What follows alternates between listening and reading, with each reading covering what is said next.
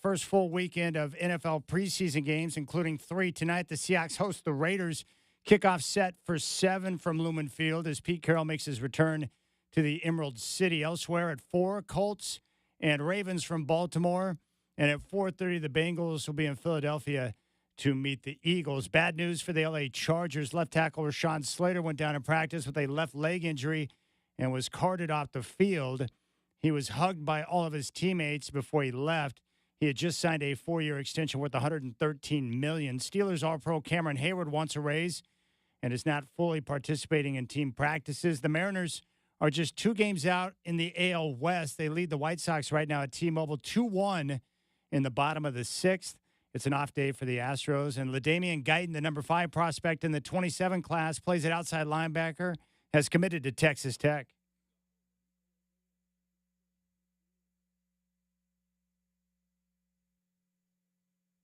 It's time for the Rip City Drive, brought to you by Goldberg Jones. Divorce for Men. Call 1-800-DIVORCE. Featuring the crazy and often irrational longtime Portland radio vet, Chad Dewing. I would think you guys would just kind of approach, with the Mariners the way they're playing right now, just, like you're doing a show in Seattle almost, right? What the fuck? Now it's going to be up to him. We're going to see what he has to say. It's going to be up to him. Very disappointing. Swinging a well-hit ball deep to left field. Holy smokes, it is over the out-of-town scoreboard. A rocket to left center. And the Mariners now lead the White Sox 7-1, a 3-run shot off the bat of Julio Rodriguez. Strap in. The Rip City Drive with Chad Dewing starts now.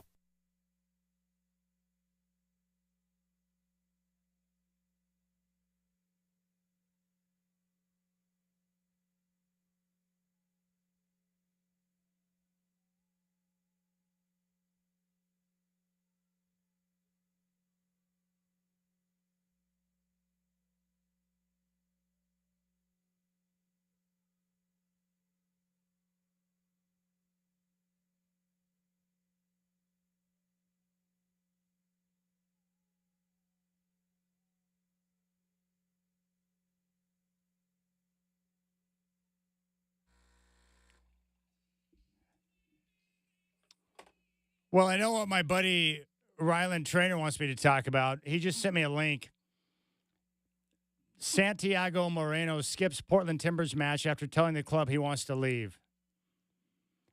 And according to Ryland, the whole city hates this guy now. He is a bum. Shacker playing a little Europe right now. I don't hate him. Europe or Mr. Moreno? Yeah, Mr. Moreno. I don't hate him. Never heard of him. Our telephone number is 503-248-0620. You can always listen live and podcast the show via our free iHeartRadio app. I don't like it when people say everyone. You don't like it when people say everyone? Speaking for me. Yeah, you're speaking for me. I understand that. It's a figure of speech, though. Well, that's what everyone says. Well, how do you know? Did you talk to everyone? Yeah, I know it's a figure of speech. Well, everyone's doing it. Literally everyone. Are you being serious now? That's the way my mom would play it. She was always literal. I was like, Mom, it's a figure of speech. Well, you said everyone. I mean, did you talk to everyone? No, I didn't talk to everyone. She did that just to drive me crazy, I think. Speaking of driving someone crazy, I had a 4-putt today, and I almost took the putter and just jammed it right into my eyes. Golf is going to be the death of me. I had a great day putting. 31 putts. Not a bad number. 31 putts with a 4-putt. Now, how on earth do you 4-putt a green unless you're a complete moron? Oh my gosh, I had flames coming out of my head after that. Flames. Like, for you golfers out there, you ever have those moments on the course where everything is just cruising right along, and then all of a sudden the unforeseen disaster, a 4-putt? I almost just walked right off the course and just shut it down forever. That is going to be the death of me, a 4-putt. What are you, a clown? What are you doing, you moron? Are you blind? Do you have any touch or feel at all, you idiot? That was the type of conversation I was having with myself after that moment. Outside of that, not bad. Oh, my goodness gracious. Oh, my goodness gracious. Chad just 4-putt the green. What an idiot. Like, I understand why we like to razz our athletes now. I wish I would have had hecklers like fans watching me and then start booing me. I deserve to be booed as I was walking off the green. Boo. Get off the green, you idiot. Get out of Portland. It would have been great if someone was yelling at me when that went down. I deserve it. Absolute disaster. All right, big show today. John Bladholm is going to be in about 15 minutes to talk Oregon Charity Championships. Love talking golf with Bladholm and always enjoy being around him. And he's out front right now, Shaka, if you want to go grab him. So John Bladholm's going to be here. I definitely want to talk some football. And then Sean Hyken is going to stop by at 5:20 to clear up a misunderstanding about a report that he had in regard to Jeremy Grant. So we'll set the record straight with that coming up at 5:20 with Sean Hyken. You can find me on X at Chad and Rip City. You can jump on the show and be a part of it at 503-248-0620. 503-248-0620. As I mentioned in the update, it's the first full weekend of NFL preseason action. The Seahawks will be in action tonight. They're going to play the Raiders at 7 o'clock, and Pete Carroll makes his return to the Emerald City. Now, we all know that preseason ball is awful, but Pete Carroll, as you know, will treat this game like it's the Super Bowl. No way that Pete Carroll wants to lose this game going back to Seattle for the first time as head coach of the Raiders. So I'm going to be anxious to see how that plays out. So I did want to share this with you. It kind of goes back to what I was talking about with quarterbacks yesterday. And I think it was, the top 4, top 5 guys. I gave my list out. Patrick Mahomes, Joe Burrow, Lamar Jackson, Josh Allen, and then the 5th for me would be Justin Herbert. In whatever order you want to put him in. Mahomes is number 1. I believe Burrow's probably number 2. But if you want to put Allen at 2, I don't have an issue with that. But those are the 5 guys that I believe are the best. And I think the majority of front office execs around the league would agree with that assessment. But who cares what I think? What about a great defender in the NFL? How about the reigning defensive player of the year in the NFL, Patrick Surtain Jr., who plays with the Broncos? He was on a podcast and was having a conversation. And I think the question was, which quarterbacks would you least like to face? Now, of course, the best of the best, they want to go up against the best because they like the competition. But you understand the question, like, which guys give you the most problems? And here's how that conversation went down. But from your perspective, top 5 quarterbacks that you don't want to face. Definitely Mahomes. I mean, we face him twice a year. So, that's going to be a challenge. Lamar's a problem. He's better and better. Yeah, he's a problem, man. I ain't going to lie. He's gotten better throwing the ball. Yeah, and that's dangerous because, everybody know he can run the ball, but his throw is precise now on the rope. That's dangerous. That's tough to beat. Yep. So definitely Lamar. Josh coming off an MVP year. MVP. I mean, he's been that guy. Herbert. Yeah. He's always a tough matchup. Yep. Just because how talented he is. How he's able to be consistent. Throughout the years. So I definitely say Herbert. So Burrow in there, right? Burrow. Yeah. The top 5 is kind of easy for us to spell out. Yeah. It's always right after that I struggle a bit. Bo Nix. There you go. Bo Nix, baby, right? You got to get him in there. I'm telling you, man, Bo going to be a problem. I'm telling you. I ain't going to say too much because I know he don't like the hype and everything. When he first came in, he was ready. He was sound. Everything about him just screamed veteran QB in a way. I feel like this year, he's more composed, understands the offense even more confident, even more vocal. He's a great leader out there. He brings offense together. You can just tell he's been working the offseason. He got a little bigger, a little stronger as well. He looks a little more slow. What I mean? It's going to be scary. That's Patrick Surtain Jr. He listed the same guys that I gave you yesterday. I do think, I know a lot of people are like, well, what has Justin Herbert ever done? Look, you don't have to have a Super Bowl ring or a playoff win under your belt to be considered one of the best quarterbacks in football. Because I've watched enough guys throughout the course of time to know I know a good quarterback when I see it. I know a franchise quarterback when I see it. And who would be another good example? Dan Marino. What did he ever do? He never won a Super Bowl. He didn't have a lot of postseason success, but he is without question one of the very best to ever do it. I think Justin Herbert's that guy. Now, the difference is for Herbert now, when you have Jim Harbaugh and you have great leadership and you've got someone that's laying a foundation for how you're supposed to play, the type of play that leads to wins in the NFL, it puts Herbert in a position to have great success. I'm a big believer in Jim Harbaugh. And, oh, by the way, you know how I always talk about this with injuries during the course of camp and preseason, how you just wait every day hoping not to get bad news? The Chargers lost their left tackle today Rashawn Slater, lower left leg injury, carted off the field, and it wasn't good because his teammates were all hugging him before he was carted off. So what does that mean? Well, it means he's probably done and is not going to be available for the entire season. And he just signed like a $113 million extension. I think he's the highest paid left tackle in the NFL. I freaking hate these kind of injuries. And this is the type of injury you don't want. Your left tackle, one of the best in the game, is going down. And you're not going to have Slater in there for Herbert's blindside.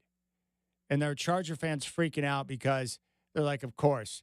On the same day when Keenan Allen shows up after being re-signed by the team, Slater goes down. We can't have good things. It does feel like a franchise that's a little bit cursed potentially. But, again, this goes back to that whole discussion about Sean Payton. And one of the reasons why he selected Bo Nix is because of that formula that he had one of his analytic nerds come up with, where they take a look at the one number they think translates is if you're a quarterback that takes a lot of sacks and holds onto the football in college, you're going to do the same thing in the NFL. Well, the two best coming out of college last year for getting rid of the football and not taking sacks, Bo Nix, Jaden Daniels. And the offensive minds in today's game, they cannot stand quarterbacks who hold onto the ball, don't climb the pocket, and don't deliver the football on time. And then even worse is not only is it not on time, but it's not on target. So Justin Herbert's going to have to get rid of the football. But he's the type of guy that can do that. Cerebral, doesn't hold on to the football, can make plays. If they're, the best of the best, they find a way to overcome. Okay, we don't have a left tackle, one of the best in the game. We'll find a different way to get it done. And Jim Harbaugh's great at scheming, too. So if you have injuries, they'll run the football.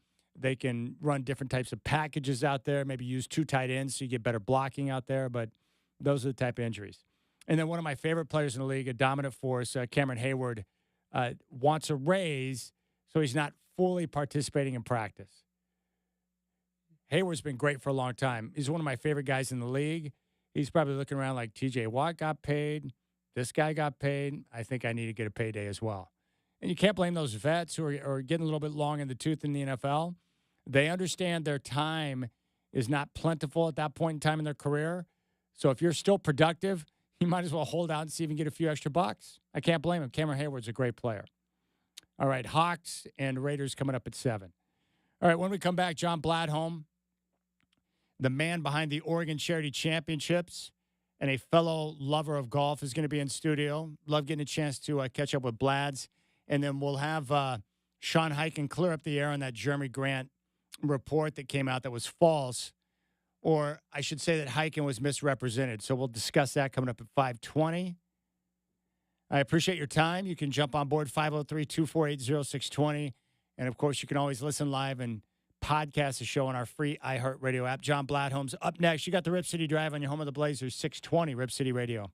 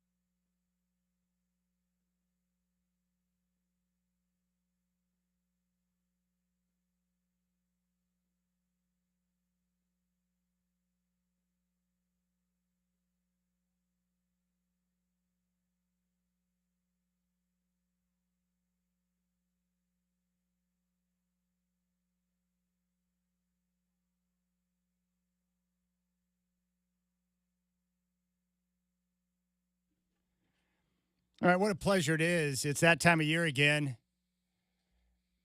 John Bladholm is back in studio. He sent me a message today. I was like, hey, can I stop by? I'm like, of course you can. What's up, brother? Love to be here.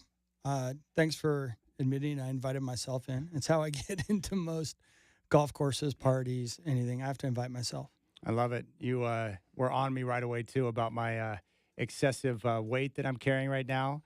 You know, what's funny is that I talked to I told you this before. I had the same workout partner for like 32 years. So we were both, he does Spartan races. So he had a certain plan for the summer, and he's got different races he's done, and he's got another one coming up here in about a month. And, of course, my plan is always about the golf, right? So I wanted to get my weight down to about 160, and so that way I could be lighter on my feet and, you know, because of all the movement of playing multiple rounds of golf. And so I did that. The only problem is when I start walking, 4 or 5 rounds a week, my weight drops down even more. So that's the deal. No one feels bad for you right now. When I walk 4 or 5 times a week, poor guy. It is. It's like a marathon a week in terms of walking. Yeah. I mean, it's not continuous. You look like you're down to about $140. I'm a little worried about you, to be honest. Yeah.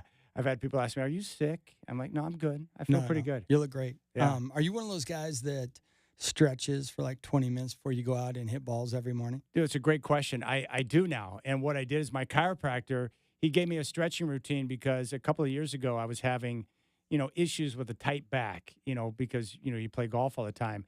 And so he gave me a stretching routine. And so what I do, I got the same routine now. I get to the golf course early enough to where I can spend 15 to 20 minutes stretching before I warm up and start swinging a golf club. Since I started doing that, I haven't had a back issue in the last 3 years of playing all the rounds of golf I do, which is great. Well, that's because you don't have a back anymore. It's numb. It's numb. It's Yes. just a tiny back. But yeah, the stretching, it definitely helps. And it doesn't take a long time, but just some basic stretches. And I've watched a couple of videos from, different guys, pro golfers, and to get an idea of what they do for stretching. But most of them I've come across, they've got a routine down and that works for them. And that keeps their body right. Because for me, a chiropractor I see each week, and then with my stretching, because the golf swing is not the best thing for your body. Let's put it that way.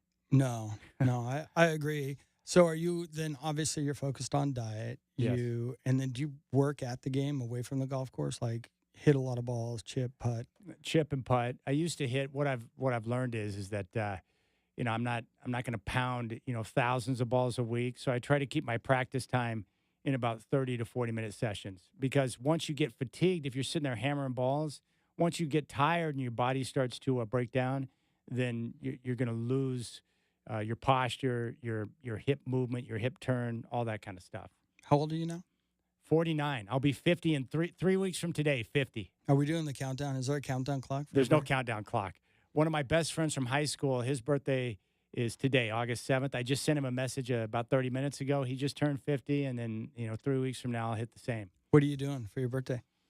Going to Disneyland. By yourself? No, I'm going with a friend, and I'm going to go down. I thought, what do I want to do for my 50th? I did not want like a surprise party where a bunch of people are like ambushing me, and so I thought I'll go to Disneyland. So I'm going to go down to Disneyland for a couple of days. That's amazing.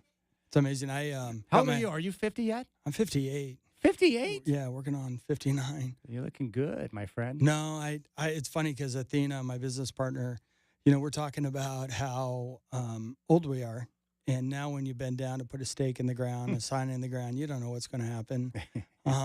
We call ourselves Nana and Papa because it's like... That's what I call my grandparents, Nana and Papa. Yeah, Nana and Papa. When I was working with Joey Harrington on the Battle of Bandon, I was 52, and he goes, I think this great tournament has 10 more years.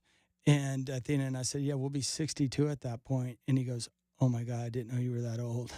And, yeah, you can't turn the clock back. So that's really cool. You kind of motivate me to, I'm back on the bike, road biking a lot more. The problem is I still like my wine, so I need to cut back on that. Do you drink at all? No.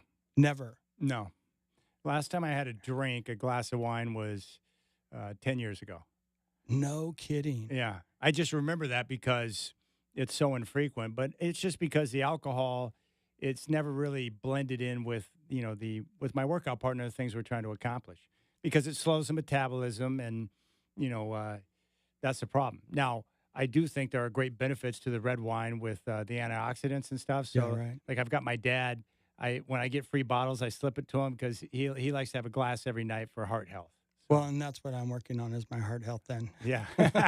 3 or 4 times a day I'm working on my heart health. But you know it is. It's like when you're younger, it's like it's all vanity. You just want to look good, right? Yeah. But as I get older now, it's all about, for me, it's about doing things that can provide movement, being able to move. And, because I can't control the day that I die, but as long as I live, I just want to be able to move freely. So that's what I care most about. Well, and the reason I ask that is because, the golf course is such a social setting, especially if you're doing golf tournaments and you have the group of people that, a couple of beers in, I relax, I putt better.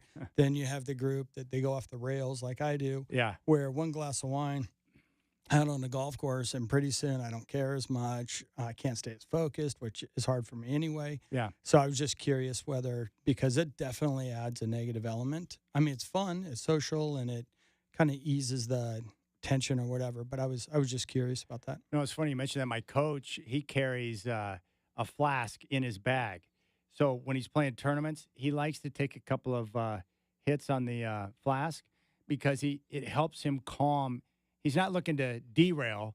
He just needs something to calm his nerves so he can relax and be able to be a part of the moment and focus on his game. And I thought that was interesting. Yeah, I think after a while it becomes a habit. Yeah. You know what I mean? Like when this guy, Chris Ray, we rode across America, we'd get 4 years ago this month, we would get to the campsite and have 2 Coors Banquets and like a small bottle of wine. Yes. Well, you do that 42 days in a row, your body starts telling you every day at 4 o'clock, hey, it's time to add sugar. So that's really cool. You don't do that. Yeah. And because it's something I'm trying to cut back on.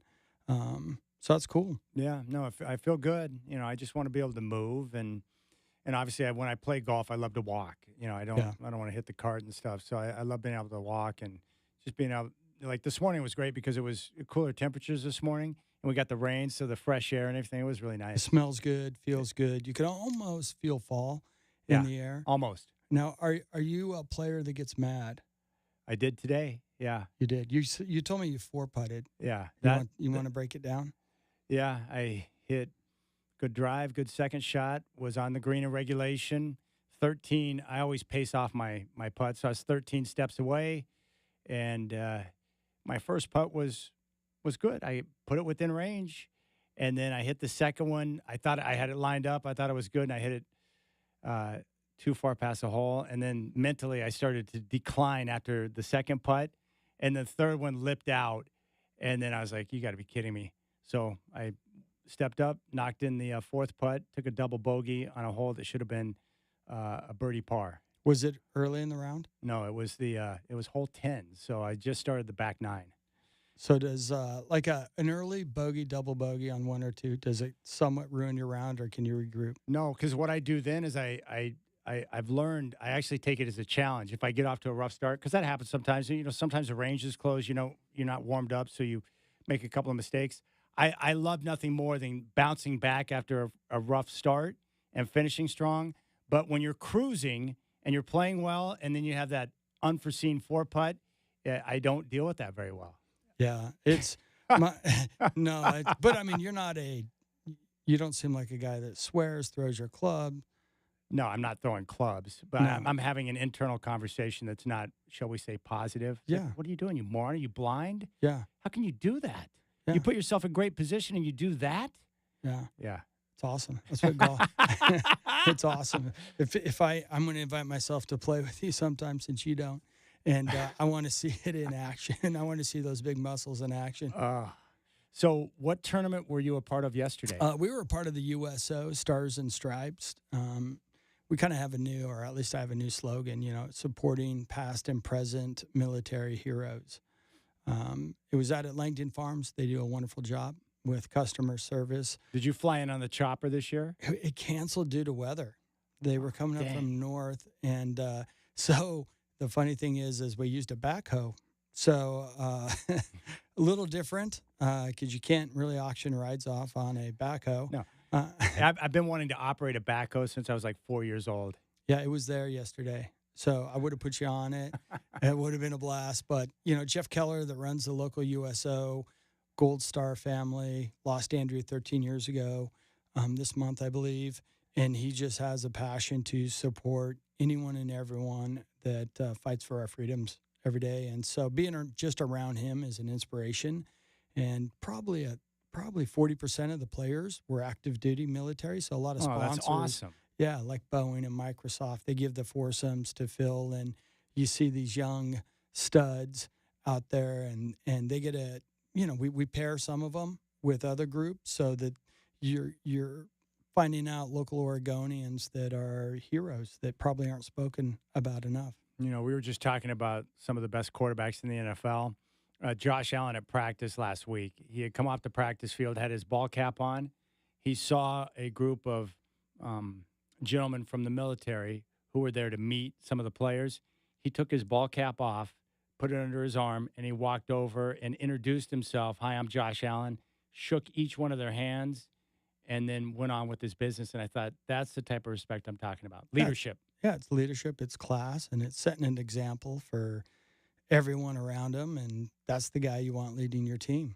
It's great that he's doing that work, because I think what happens is a lot of the guys that are active military and doing the work that allows us our freedoms, we don't see them, right? We don't see them. They're out of sight, out of mind. And so I don't think that we take enough time to appreciate their work and what they do for us. You know what I'm saying? Like, we take it for granted.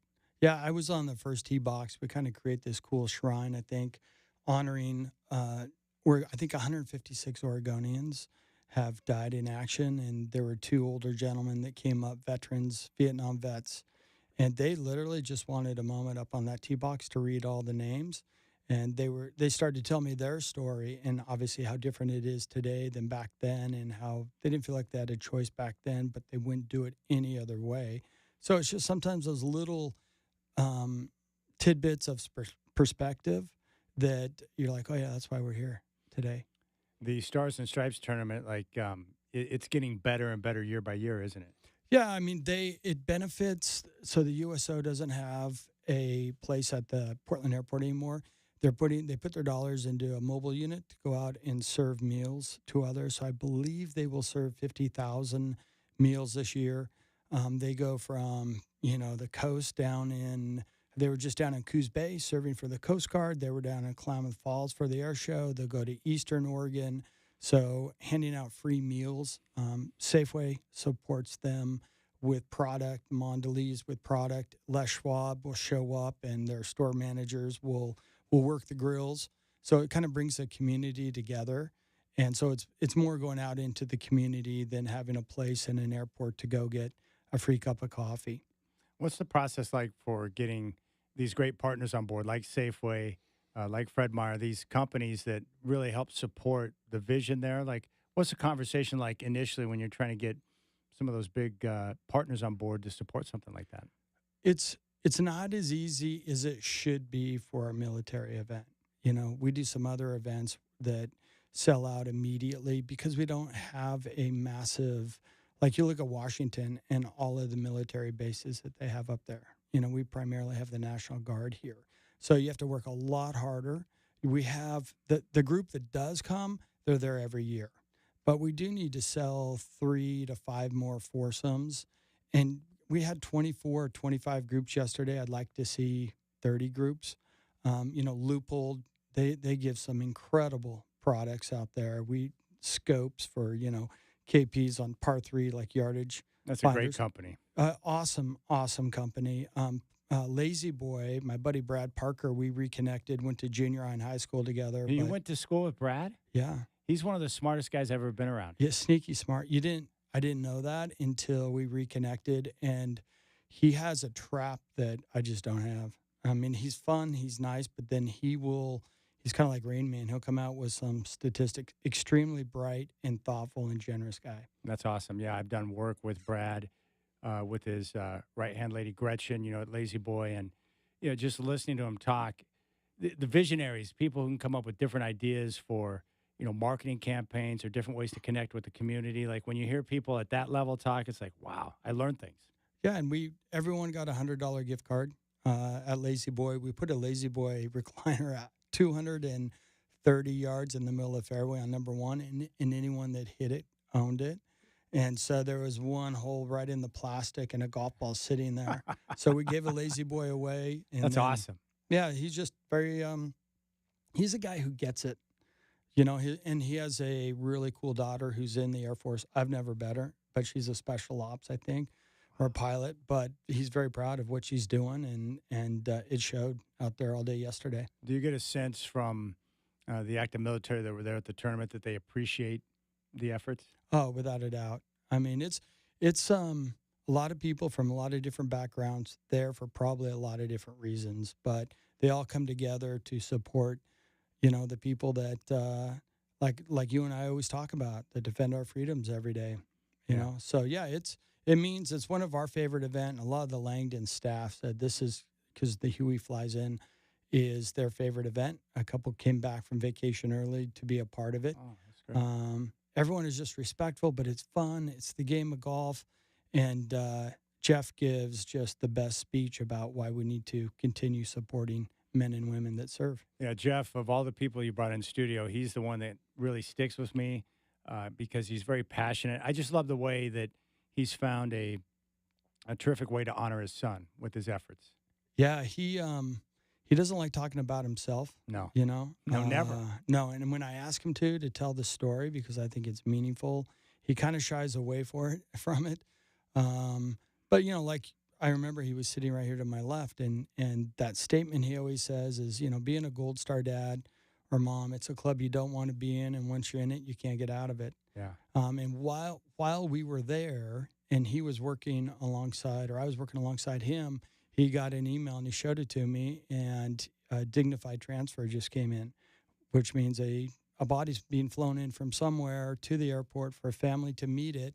And he's like, here I am at a golf tournament, and I'd rather be at the airport meeting with his family because I know what they're about ready to go through. And those, once again, perspective. Yeah, because he, in that situation, Jeff is one of the few, I mean, that can speak to the exact situation and have the empathy that you need because he understands exactly what that notification, that call is like. Yeah. And his story never gets old, tiring, boring. No, I think didn't he say he was out last year? He talked about his story like he was out doing work at the coast, and then got the call that someone came to his house, and he said the rest of the drive back he doesn't remember any of it because it was like a blur. Yeah, and there was a guy in the left-hand lane that wouldn't get out of his way, and he's honking and, you know, putting his brights on, and this guy finally moves over and flips him off, and Jeff's like, he has no idea what I'm already encountering. His wife is at home, his other son is at home, and these two people are at their front doorstep. Wasn't it his other son is the one, didn't he like punch the garage door because he knew why they were there? That's a good memory. They just had a baby, by the way, so the baby came out yesterday, and a little bit of a bright spot for Jeff and Kim. So that's got to be a big bright spot. Oh yeah, beautiful little baby too, just full of personality. And the baby was out at the tournament? Yeah. Yeah. How happy is Grandpa Jeff? Grandpa Jeff's very, very proud and happy, but Grandma is like through the roof. So that's great. All right, we got John Bladholm in studio. We'll come back, and you want to talk Oregon Charity Championships? Yeah, I have a couple things to update you on. Okay, we'll do that when we come back. John Bladholm in studio. You got the Rip City Drive with Chad Doing on your home of the Blazers, 620 Rip City Radio.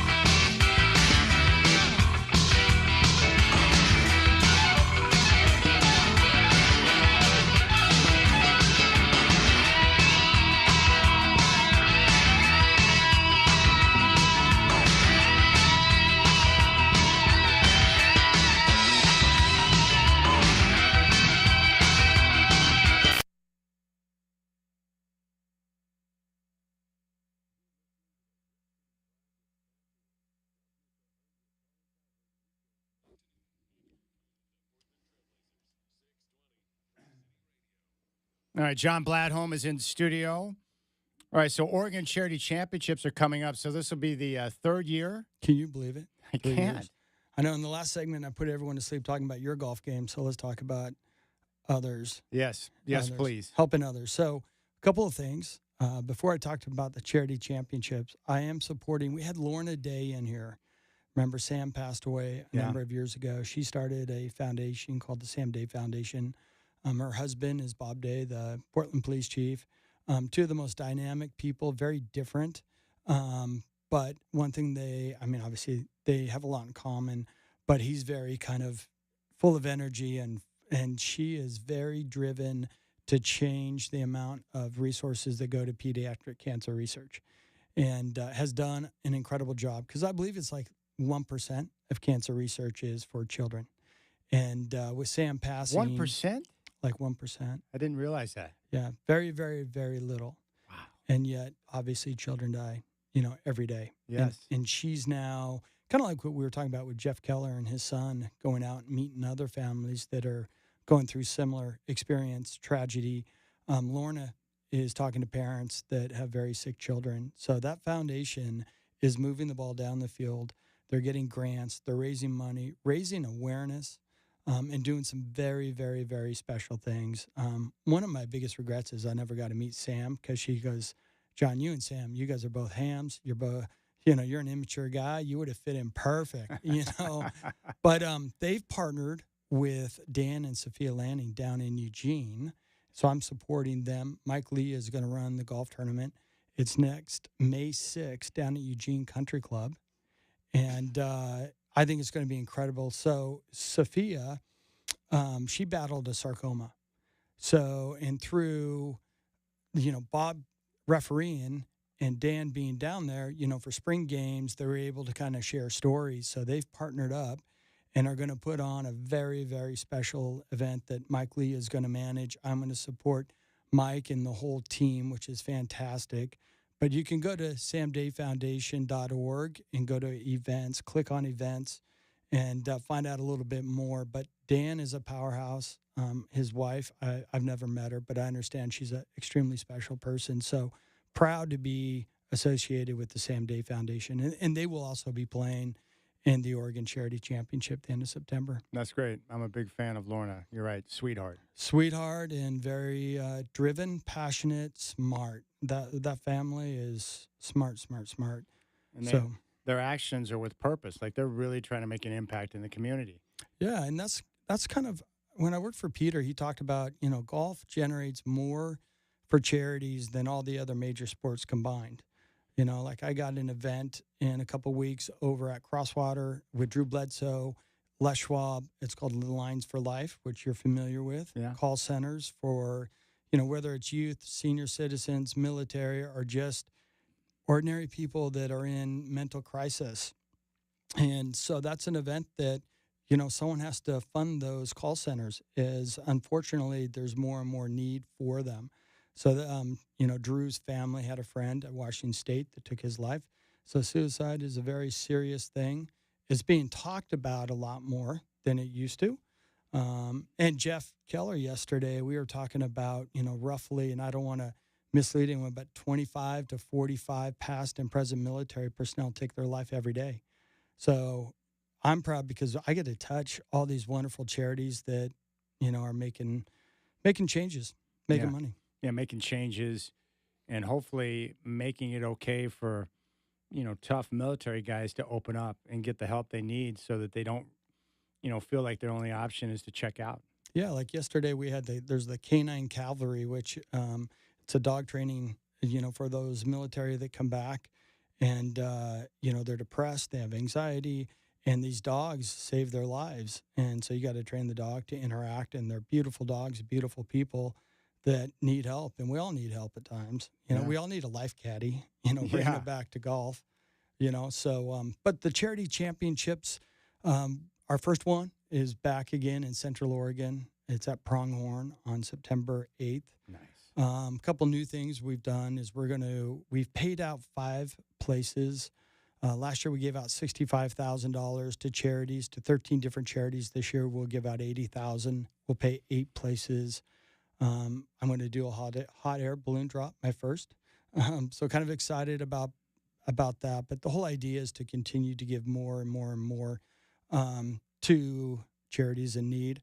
And then the Oregon Charity Championship is September 29th, back up at the Oregon Golf Club. And we've extended the amount of, money we're going to give. On Point has been amazing. They're going to give $1,000 KP and long drives. All the money on site goes to charities. So if you have a club in your hand, you got a chance to win anywhere from $1,000 to $30,000 for your charity. Gosh, I love that. Yeah, U.S. Open for charities. It really is, and I love David's talked about this a lot, David Lucas, where it's nice to have all these charities working together instead of against each other in one day at a tournament like this. Yeah, I mean, I've gotten to know a lot of charities that are under the radar screen, that they're necessary, and they don't get the recognition that they probably deserve because they don't have the resources. So to bring all these different charities together, different shapes and sizes, people who have spoken to people on the phone, but they've never met in person. I'm now getting charities reaching out, how do I get in this thing? So you can go, we do give away 2 foursomes. You can go to OregonCharityChampionship.com and register your charity. I got 3 today, one from Yamhill County, another a youth soccer foundation. So we should end up with 35 to 50 charities trying to get those final 2 spots. And you normally give away those last couple of spots on TV, right? With the announcement? KPTV, and they do a wonderful job. They actually interview the 30 charities through their social marketing. So a lot of these charities that don't have that voice, they get on, get interviewed, and get to tell their story like Lorna Day did last year. And that's great. Yeah. So it's not far. We're not far away. No, it's all, I have the Drew Bledsoe and then the Central Oregon Charity Championship. So the summers are kind of crazy because I hear about you playing golf. I've moved over to Bend, and you see all these people on bikes and on kayaks and in kayaks, and I'm putting gift bags together or organizing signage, so I envy the game of golf. You mentioned Joey Harrington's battle that he does down at Bandon. I was with a Coors Light rep we played up at the home course up there in Olympia, and he was part of it. He was down at the Bandon. He couldn't speak highly enough about Joey and how well the tournament was put together. Yeah, it's a unique format where you have 2 celebrities from, it used to be the Pac-12. Yeah. Right? So that has changed, which actually probably brought in some other schools, which is incredible. But you and I talked about it. When I was involved, I think I was involved for 8 years, you see athletes that are just out of their prime, or they've been out of their prime well, but they don't lose their sense of competitiveness. No. And like Reggie Bush was one that he was like a gazelle. But he was focused and he was going to win. So, I mean, it's great. He does a great job. I love that. That same competitive desire that fueled him on Saturdays or Sundays, they take that into the next phase of their life in business or whatever they're doing. That competition, that edge, they're always looking for something to get after it. Oh, yeah. And they're not afraid to work hard to get there. You have a lot of fun there. You're at Bandon Dunes. I was given, I'm trying to think who it was from the Patriots, some guff. And he ran at me, and it was the first time where I'm like, oh, I'm dead. I'm dead. So. Oh, by the way, every time I see Mark Schlereth, I think of you. Oh, yeah. Idaho Vandal, baby. Yeah. Well, listen, thanks for having me on. Anytime. And hopefully I'll be seeing a lot more of you over the next couple of months as you bring in people to prepare for the Oregon Charity Championships. Yeah, you guys are always so great. Thank you. All right, John Bladholm, we'll keep things rolling. You got the Rip City Drive. Sean Hyken going to stop by at 5:20. Here on your home of the Blazers, 620 Rip City Radio.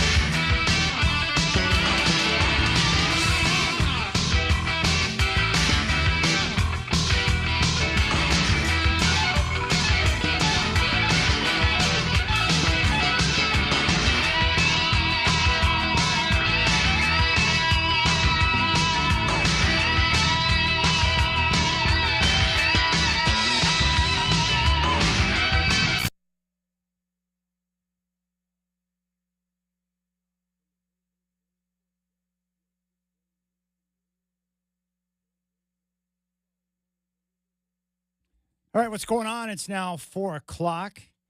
Hope you're enjoying your Thursday afternoon. We got our first full weekend of NFL preseason games, including 3 tonight.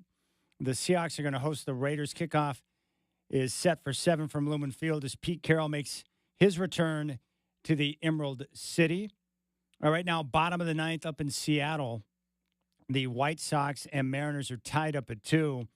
With a win, the M's would move to 1.5 games behind the Astros in the AL West. It's an off day for Houston. In other news, the L.A. Chargers have lost left tackle Rashawn Slater. He went down in practice with a lower left leg injury, carted off the field. His teammates gave him a hug before he was taken off. He had just signed a 4-year extension worth $113 million. Steelers All-Pro Cameron Hayward wants a raise. He's not fully participating in team practices.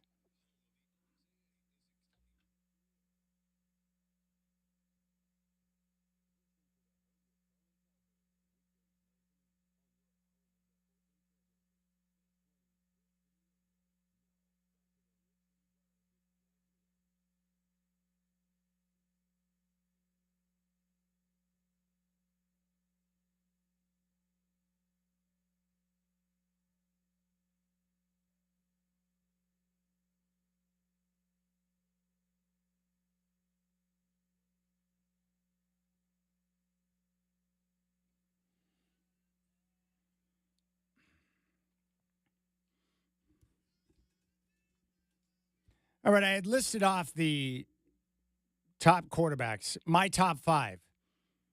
And it's the same top 5 that Patrick Surtain Jr. mentioned in terms of the 5 guys he doesn't want to face.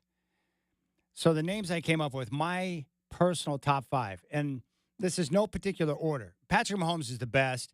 That's what I believe. But my top 5 in the NFL would be Patrick Mahomes, Joe Burrow, Josh Allen, Lamar Jackson, and Justin Herbert. Those are my 5. Patrick Mahomes, Joe Burrow, Josh Allen, Lamar Jackson, and Justin Herbert. So I gave that out. Now, John Bladholm, when he came in, he's like, really? You put Herbert in the top 5? And I'm like, well, who are you going to replace and slide in front of Herbert? So I'll ask you, who are your top 5 quarterbacks in the NFL? Who are the 5 best? And if Justin Herbert is not one of the top 5 in the league right now, then who else is? You know, I was looking through and I'm like, it's not Bo Nix. It's not Geno Smith. It's not Cam Ward or Trevor Lawrence or whoever Indianapolis is going to put out there. I think C.J. Stroud is close, but I would have him on the outside looking in. It's not Aaron Rodgers or whoever Cleveland's going to put out there. No one from the Jets, the Patriots, or the Dolphins. I wouldn't put Dak Prescott in the top 5. What about Jalen Hurts? Would you put Jalen Hurts in the top 5 ahead of Justin Herbert? I wouldn't. What about Jaden Daniels? Would you slide Jaden Daniels into the top 5 after one great rookie season? So all I'm trying to say is that when you go through the rest of the teams, like who else are you going to slide in there? You know, the Bears, the Lions, the Packers, the Vikings. None of those teams have a quarterback I would slide into the top 5. And the same goes for the NFC South. Falcons, Panthers, Saints, or Bucks. I love what Baker Mayfield's doing with the Bucks, but he's not top 5. The other guy from the NFC West that I think you could make an argument for would be Matthew Stafford. But the reason why I don't put Stafford in the top 5 is that he's, I think, a little bit outside of his prime. And he's got the back issues. So he's not the same player that he used to be. That's all I'm trying to say. So, yeah, I think Justin Herbert is top 5 without question. You know, even Bo Nix, who's coming off a great rookie year like Jaden Daniels. You know, I know that Sean Payton said that he thinks he's going to be top 5 at some point in the near future. But he's not there yet. You know, we'll see. Jaden Daniels, I think, has got a chance because of the accuracy in which he throws the football. He gets the ball out on time. He just did so many things well last year for the Commanders. And he performed extremely well in the postseason. Not so much in the game at Philly, but that game at Detroit, he was electric. But I've always liked Jaden Daniels from the very beginning of his college career back at ASU. Poise, confidence, accuracy, and what he's shown me, as a rookie in the NFL is that his arm strength is much. I mean, I always knew he had a good arm, but I didn't know it was that good. So that's where I'm at. That's my top 5. It's Mahomes, it's Joe Burrow, Josh Allen, Lamar Jackson, and Justin Herbert. And that's probably the order I would slot them in. I think Mahomes and Burrow are the 2 best. Josh Allen right there. And if you want to flip-flop Allen and Burrow, I'm fine with that. Lamar Jackson, who continues to get better. He's the dynamic athlete and a great runner, but he continues to get better year by year with his mechanics, his delivery of the football. I mean, he can hum it around the field. He doesn't get enough credit for the improvements he's made with accuracy and his ability to run the offense on schedule. He's great. And then Justin Herbert, I think he's been more of a victim of just being a part of the Chargers organization. They're kind of a clown show, or at least they have been for years, because the owners, known as being very cheap, they didn't pony up and pay a coach until they brought in Jim Harbaugh. And now with better decision-making, better coaching, and the ownership showing a desire to spend the resources necessary to get everything that team needs to win, they're going to be just fine. But he's got a couple of bad playoff games that are on his slate. All I'm trying to say is that, I grew up, watching guys like Dan Marino, who never won a Super Bowl, John Elway, who didn't win a Super Bowl until the final 2 years of his career, and people somehow acting like they weren't some of the greats of all time. Elway didn't need a Super Bowl to cement his career or to be considered great, and neither did Dan Marino. Now, if you want to be considered the GOAT, you've got to have championships to go along with that. But we'll see how things shake out. But it's no surprise that those teams, particularly Buffalo, Baltimore, and Kansas City, they're the 3 teams to beat in the AFC. Now, they got teams who can challenge. We'll see what Cincinnati can do with the defense. We'll see if the Broncos and the Chargers continue that upward, trajectory.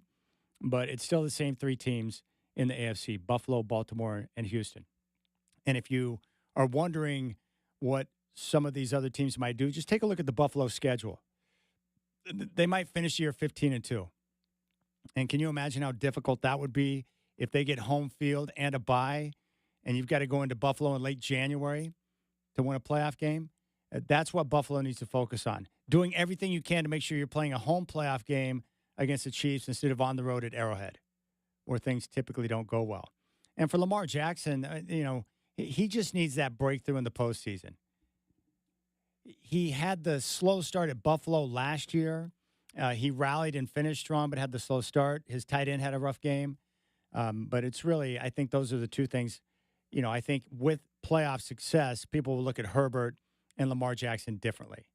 But there's no doubt that those 2 guys are squarely in the top 5. And those other guys on the outside looking in, Bo Nix, we'll see what he does in year number 2. Matthew Stafford is still one of the very best, but not quite in his prime anymore. But what I like about Stafford as an older quarterback, the willingness to stand in and take punishment to deliver the football wherever he needs to get it to. Like, he's a tough quarterback. I like him. I saw him down in L.A. back in June when Clayton Kershaw, I was at the game when Kershaw made his season debut. I think he went to high school with Stafford.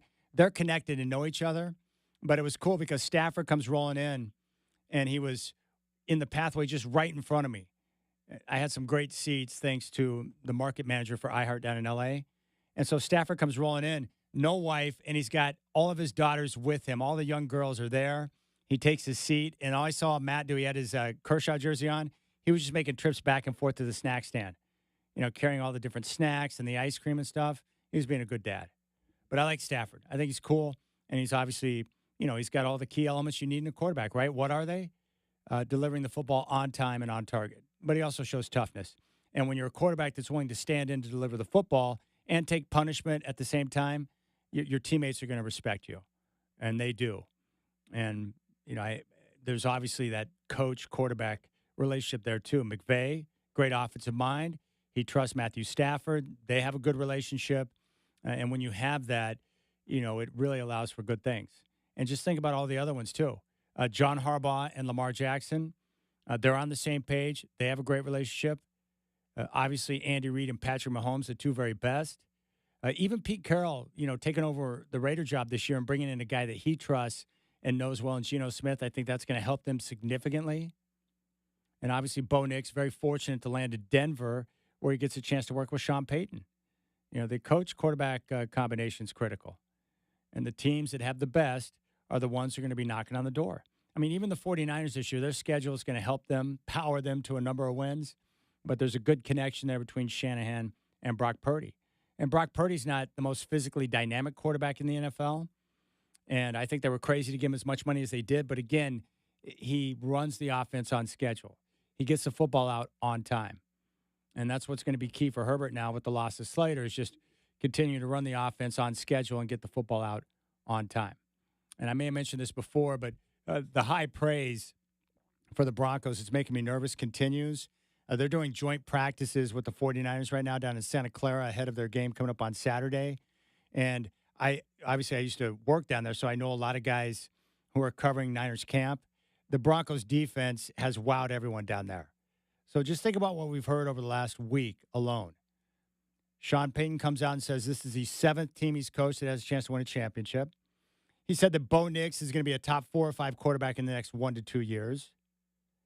You've got people praising their defense, talking about their maneuvers. I don't like all the hype before the season. It makes me nervous because teams that typically get hyped up a lot, they fall flat on their face and have a rough year. But the Broncos defense is going to be legit. When you have secondary, when you got multiple guys, 4 guys who can cover, it allows your defensive coordinator to mix it up. If he wants to bring pressure, he can do that because he can trust his guys to go man. You can have one half of the field with zone. You can go man on the other half. You can do so many different things to confuse the quarterback. And versatility on defense in today's league, I think, is critical because, so many teams are looking to, get the football out quick, get it to their playmakers in space and see what they can do. But there you have it. So the 3 games tonight, if you're going to be checking out the action, Colts and Ravens just kicked off in Baltimore. Richardson got the start for Indianapolis.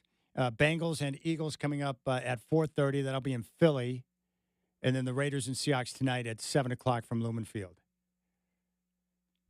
But, of course, it's fake football, so why would you care? But Pete Carroll's going to care. He'll treat that game tonight, first preseason game of the year, like the Super Bowl, making his trip back to Seattle. All right, we'll keep things rolling. Sean Hyken going to stop by at 5:20, and when we come back, Celeste Trapp from Harem is going to join me in studio, and she brought a special guest today. You can chime in at 503-248-0620, and, of course, you can listen live and podcast the show on our free iHeartRadio app. You got the Rip City Drive with Chad doing on your home of the Blazers, 620 Rip City Radio.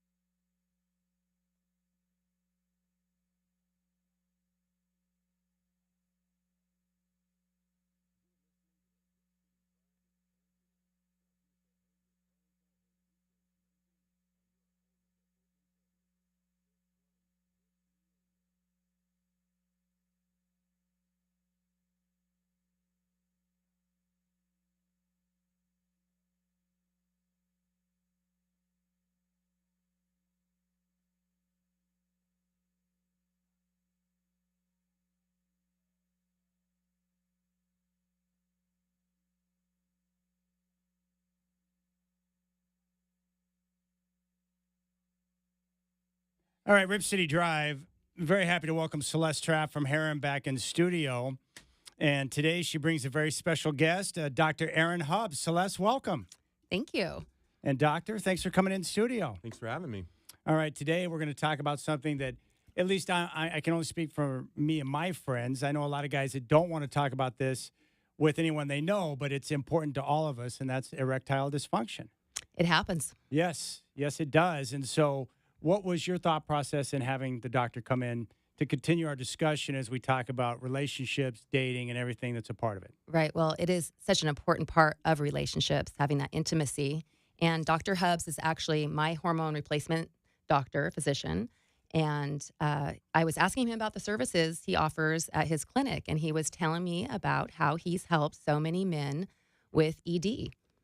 And I thought, there's so many men who don't know this information. They suffer silently. Yes. They're afraid to talk to their friends, their family about it, even their own doctors. And this information needs to be known. And I think your listeners will appreciate that. So he's here with us today to tell us about all the services that are available for people who are dealing with this. All right, Dr. Erin Hubbs is in studio. So, doctor, let's start with this. What is erectile dysfunction? So it's a general term, and there's a rating system, but it's basically the inability, for performance. Yes. And so there's different levels of that in degrees, and some of that is biological or physiological or psychological, but it's, basically the inability to get an erection. Yeah. For intercourse or for sexual activity. Well, going back to what Celeste was talking about with gentlemen who don't want to talk about it or suffer in silence. I mean, what's been your experience with all the different guys that you work with getting over that stigma to where they can feel comfortable speaking to you and talking about their problems? Yeah, I think in the beginning, it takes a while because I think, as guys, as young boys, we're taught that it's a private matter. And then, beyond that, if things aren't working, it gets even more private. And like Celeste was saying, men suffer in silence. We don't talk about it. We often get, prompted by our partners or something like that. And so I do get guys in, and it gets to be where I'll go through the visit, and almost at the very end, right as we're almost wrapping up, they might say, oh, yeah, I want to mention I'm having some trouble with my libido or getting erections. And so it's it's a private thing to them, and it's embarrassing because, as we were mentioning off air, that it's a failure for men. It's looked as that, you get that elbow rib when you're young, you can't get it up, kind of thing. So you just start thinking that way. And I was talking to a friend the other day, we were laughing at how many names we have for the penis. Yeah. Heart and cardiac, we have a couple, but if you think about all the slang and all, so we really start to make it a priority and part of our identity. And I think that's where men struggle, is because it is part of their identity, and now they can't get an erection, so now I'm less than a man.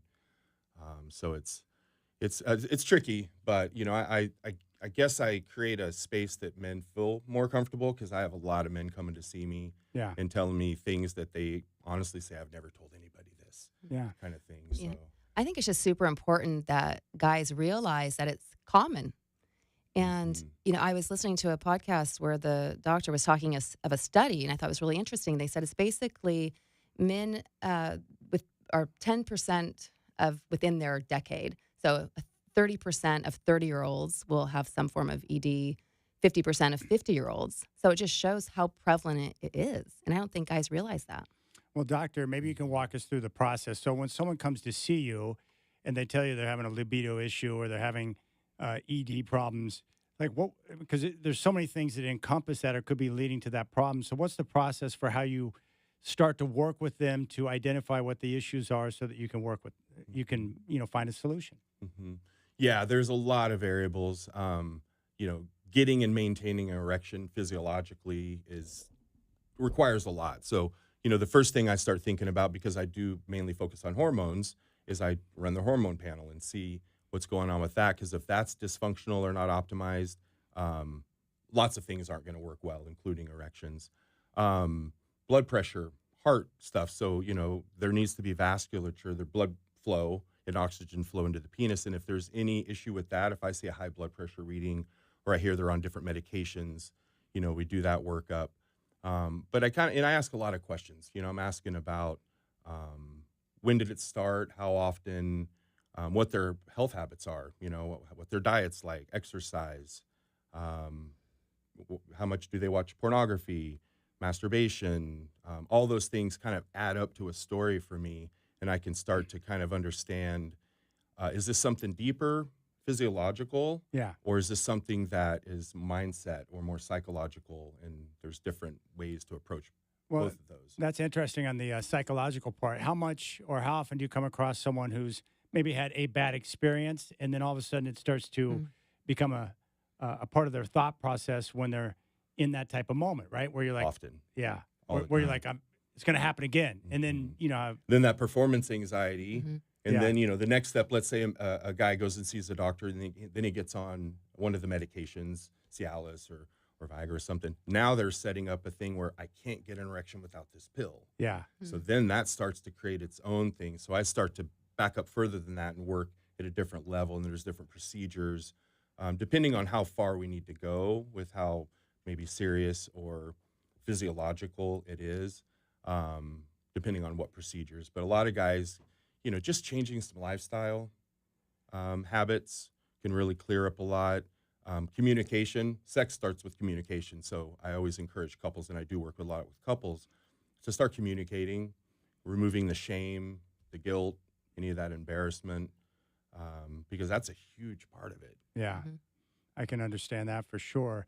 I'm wondering too, with our lifestyles now, we seem to be, I can only speak for myself, but we're getting busier. We got a lot of different things going on, a lot of different stress points in our life, either with work or with kids or this activity or that activity. How often does stress become an issue with all the different things that guys have going on in their life that can impact their libido? I think it's huge. I remember as a young kid, my dad would always say, stress is the real killer, and I just remember him stressed out at his job. And so they've done enough studies that show all the detriments of stress.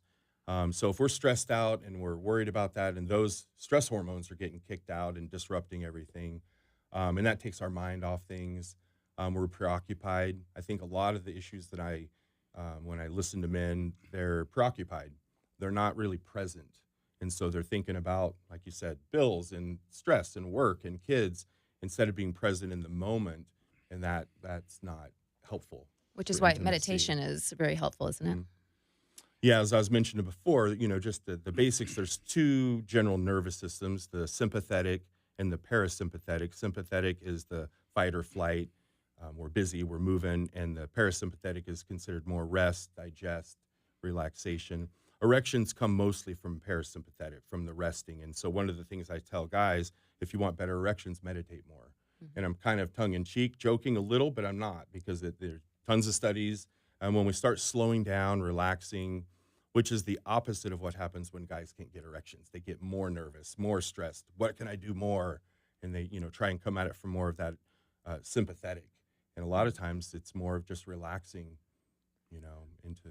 Well, and Chad, you talked about past experiences and coming into, a situation where you've got that pent up, anxiety, and doing meditation along with visualization of a successful experience is probably super powerful. Yeah, I can only imagine that, because if it happens once, and then let's say your wife is coming on to you and you think something's going to happen, in your mind you'd be thinking, great, am I going to be able to perform? And I could just imagine the fear washing over your body in that moment. Right. That's horrifying. And I have so much empathy for men that have had an experience in the past, and then they're dating somebody new, and they're thinking, okay, it's getting serious now. We're going to get to this place, and I'm not sure if things are going to work. Yeah. And then the fear around that, and will this person still want to hang out with me? So it's real. Yeah. What about exercise, diet, like, strength training to, maybe put a demand on your body to produce more testosterone, or exercise that can help with the blood flow, maintaining a healthy diet? How much do those positive factors help in that situation? Huge. Yeah, a sedentary lifestyle we've shown across the board. So if we're sitting in a chair all day long, we're not moving.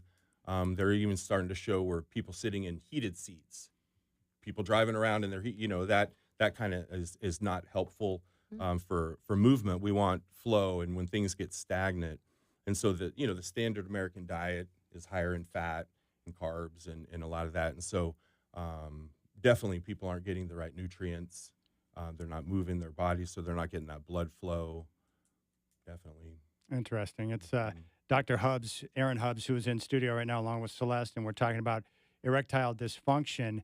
I was just talking with, I think, my dad the other day, but, pornography over the years has changed because when I was younger, I remember walking into like gas stations or 7-Elevens or wherever, and, you had to kind of go into the back of the store behind, this darkened, plastic. It was very taboo, right? Or you had to find some weird store in a weird part of town. It was difficult to find. But now all of us have access to any image we want in the palm of our hand with our phones. And I'm just wondering what the research shows in terms of pornography and the devastating impact it can have on, erections, on your libido, and the impact that you're noticing with the people you work with. Yeah, it's a great topic, and I think it's one that people want to avoid for lots of reasons. And when I look at this, I don't have any. I mean, I probably have some, but this isn't coming from moral judgment. I'm not judging any of my patients, any of my guys or anything. But the evidence is clear. In my world, the first rule when I work with men, no porn. 100%. I get them to commit. Whether they do it or not is up to them, but I have them get off because the studies have been shown, and it's just even working with people. It starts to retrain our brain. It gets very two-dimensional. We're looking at a screen. We're not looking at a real person. And so all the fantasies and all those things are taking us out of the present moment. A lot of men come, believe it or not, it's kind of like I was listening to your show before. People can compare themselves to a pro athlete. Men are comparing themselves to men, porn actors. Yeah. And they come in and feel less than because their penis isn't as big as the guys on porn. And so that's happening. But I have patients that I've worked with that married, love their wife. They've been married 30 years. They can't be intimate. They can't get stimulated enough because porn they've shown is just like drugs. That video worked today. It's going to need more tomorrow. So I have patients say, "Doc, it takes me 30 minutes just to find the right video." And what were you talking about? The chemical impact? You were talking about dopamine. What's the impact that you get from the porn? So what happens, just like we do when we're on Instagram or we get that dopamine hit, somebody likes our post. Same with, porn, we get these huge dopamine hits. And so they're showing that, over ejaculation is going to decrease testosterone. Now they're showing that chronic masturbation while watching porn adds it to the next level because now we're seeing these huge spikes in dopamine where you cannot even tell, is that from watching porn or is that from doing cocaine? They're really comparing it, so it's really so it's powerful, very powerful. And then you get this troughed. When all that goes away, it goes even down deeper, and so it's requiring you to kind of crawl out of that hole, so to speak. And so that's where this dependence kind of chemical connection happens, where it requires more and more of the video, and then they get home in real life and they can't get erections. Huh. Here's my question. So you were talking about how it kind of rewires our brains. If you're working with someone who's been a chronic porn user, but they're able to break away from that, can you retrain the brain to, if you're able to stay away from that and find different ways? Sure. Yeah, I think it's like anything else. We remove ourselves from, when somebody goes through a trauma, maybe they have PTSD, something like that. Yeah, so we can retrain, we can get away from that and just create healthy habits. And I think it's, like you said, it's ubiquitous. It's everywhere. We used to have to search for it more. And now, the latest research I was reading the other day, the worst, quote unquote, type of porn is the anime, the cartoon stuff, because they're not human. They can do anything they want in those and so they're showing that as. Is there really anime porn? My son is huge into anime. I've never heard of anime porn. Yeah, I have some family I was working with, and the parents were really frightened because they found it. They found a lot of that on their teenager's computer or something, and so it's. Which is why it's so important that we have these conversations with these young boys. Mm-hmm. My son's about to turn 13, and you don't want them to get in this habit. And it's even if you talk to them, maybe you block their search ability to pull up porn, but then they have these friends who are going to be like, "Hey, help." No, I think the communication. My son's not going to hear this, so I don't. He's not going to get mad at me. So when he was younger, he's 18 now, but when he was younger and he's been dating the same gal for years, he came to me, and I'd already talked to my kids about a lot of things. I have 3 kids, and consent and a lot of those things that parents are talking to, kids about. But he came to me when he was around 16, 17 and gave me a hug and said, Dad, I want you to teach me about sex because I don't want to learn from porn. And I almost started crying. I gave him a huge hug and I said, no dad has ever heard that. And so I think when you create that openness. It's amazing that he said that to you. It's amazing. And so I think when we leave it open, I don't shame or guilt. Anything's talkable within, for my kids. And so they feel trust that they can just bring anything up. And I think that's what's helpful is just like Celeste said, creating a dialogue, because the thing you mentioned about it's going to happen one time, it's going to happen. These are, it's not that it's going to be perfect every time, just like in sports. Sometimes that team has a bad day. Yeah. Sometimes we're going to have a bad episode, sexual encounter, and that is okay. And as men get older, the chances of getting any form of erectile dysfunction increases. Yeah. And so I think it's part of life that we have to understand. It could be a thing that happens occasionally, but there's a lot to do to make it just an occasional thing and not something that a guy has to live with and worry about every day. And you were saying that a lot of men take Cialis, kind of like a vitamin almost, just to help prevent that from happening. Well, the low dose. So there's a whole movement, and it's highly researched. And so instead of taking Cialis or Viagra, now there's the generic versions, prior to sexual activity, you can do it daily. And so 2.5 milligrams, and they've been studying this for a long time. And so the idea is that, again, I like to think of it this way. Instead of creating that idea that I need to take this medication for an erection, I just have guys take it every morning, very low dose with their vitamins. And just to remind the audience, Cialis started off as a heart medication. And so it's very good for the heart, the prostate, all the things. Then its side effect was that guys were getting erections. So now it's off-label to use for that. And so it's really good for lots of, organ systems of the body. So a lot of men, what Cialis does is it gently dilates the vasculature. And so athletes are taking it. Believe it or not, women are taking it, not for erections, obviously, but for the pump, for workouts. Yeah. Because it's increasing just that gentle flow. And so when guys take that low dose, it's helping all these other things, prostate a lot, heart and all that, but it's staying in their system because the half-life of Cialis is almost 24 hours, where Viagra is about an hour. And so it's, Viagra is quick, fast, it's done. Cialis stays in our system a long time, so a low dose is appropriate. And a lot of guys find it works great, and then they're not connecting that thing. And so a lot of times medication is a great step just to see. Is there anything negative to long-time usage of Cialis? Not at low dose. Low dose. Over 10 milligrams a day, 15 milligrams a day over a long time, desensitization, there can be some issues. But yeah, they haven't shown anything with the 2.5 to 3 milligram, which is considered the low And the dose. gentlemen who are using the low dose, they enjoy it? They like that? I would say almost all my guys are on it. Yeah. Huh. It's kind of one of those things that I offer, we start to talk in and we start to, their prostates, there's just things going on. And so it's just a podcast yesterday, as I said, it's one of the most underrated medications. And so when you really study it, it's very benign. It's not harmful taken appropriately, but it's helpful for a lot of men. That's terrific. Absolutely. All right. We got Dr. Aaron Hubbs in studio along with Celeste Trapp. We'll come back and we'll continue the conversation. It's great to have you in studio, Doctor. Thanks for your information, your insight. Thank you. And Celeste, have you talked to your son yet about porn? Yeah. I have not had that conversation yet. Okay. Actually, I think his dad should be the one, don't you think? Yeah, I would. Yeah. I would say that. Maybe he has. When I was younger, the last person I was going to go to ask questions about sex was my mom. I wasn't going to do that. Right. Well, I don't even want to bring up anime porn because that's going to really pique his interest. So I might just leave that off the table. But I almost feel like they're targeting the younger ones with that. Yeah. That's scary. Mm-hmm. All right, we'll keep things rolling. Celeste Trapp, Dr. Aaron Hubbs in studio. You got the Rip City Drive with Chad doing. So when we come back, I just want to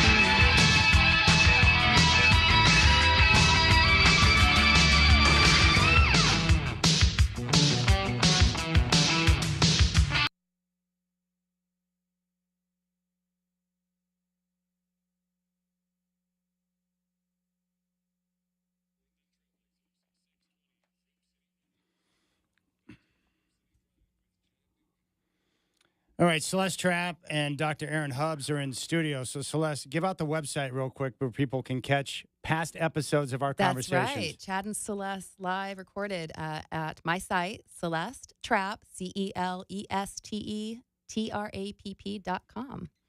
All right, Doctor.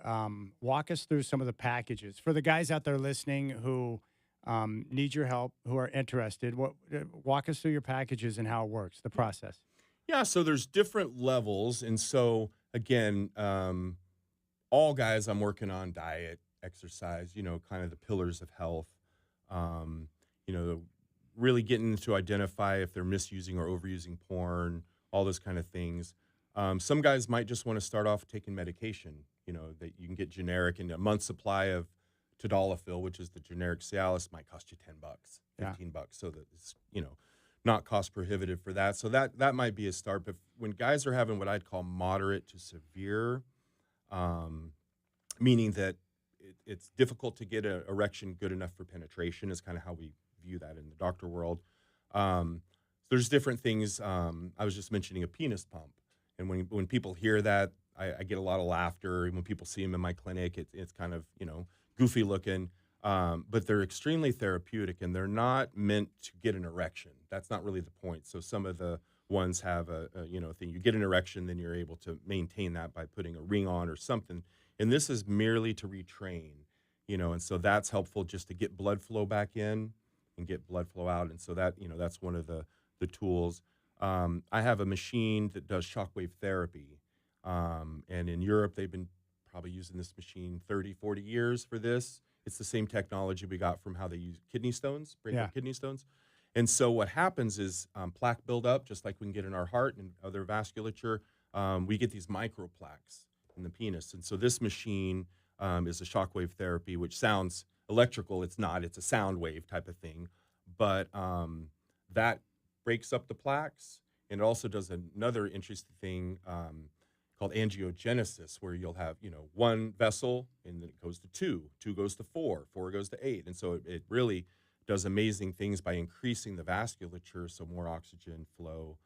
PRP, which maybe a lot of folks have, athletes are big on it, the PRP huge injections, right? I inject it in joints, I inject it all over, but I can also, and don't cringe too much, guys, because I'll numb you up, but, inject that into the penis. So I draw the blood, get out the rich platelet factors and some of the nutrients, and it's amazing. I mean, the research is there. And so what I have learned is that if a guy comes in and just does the penis pump, some guys, that's amazing. I was just chatting that I had a guy tell me one time that, things are going pretty good. I'm not really concerned, but it used to be really good. And now I'm driving like a nice Cadillac and I want a Ferrari again. Yeah. And so all he did was use the penis pump 10 minutes a day. There's a protocol for it. And he came back the next visit smiling because he couldn't believe just that alone.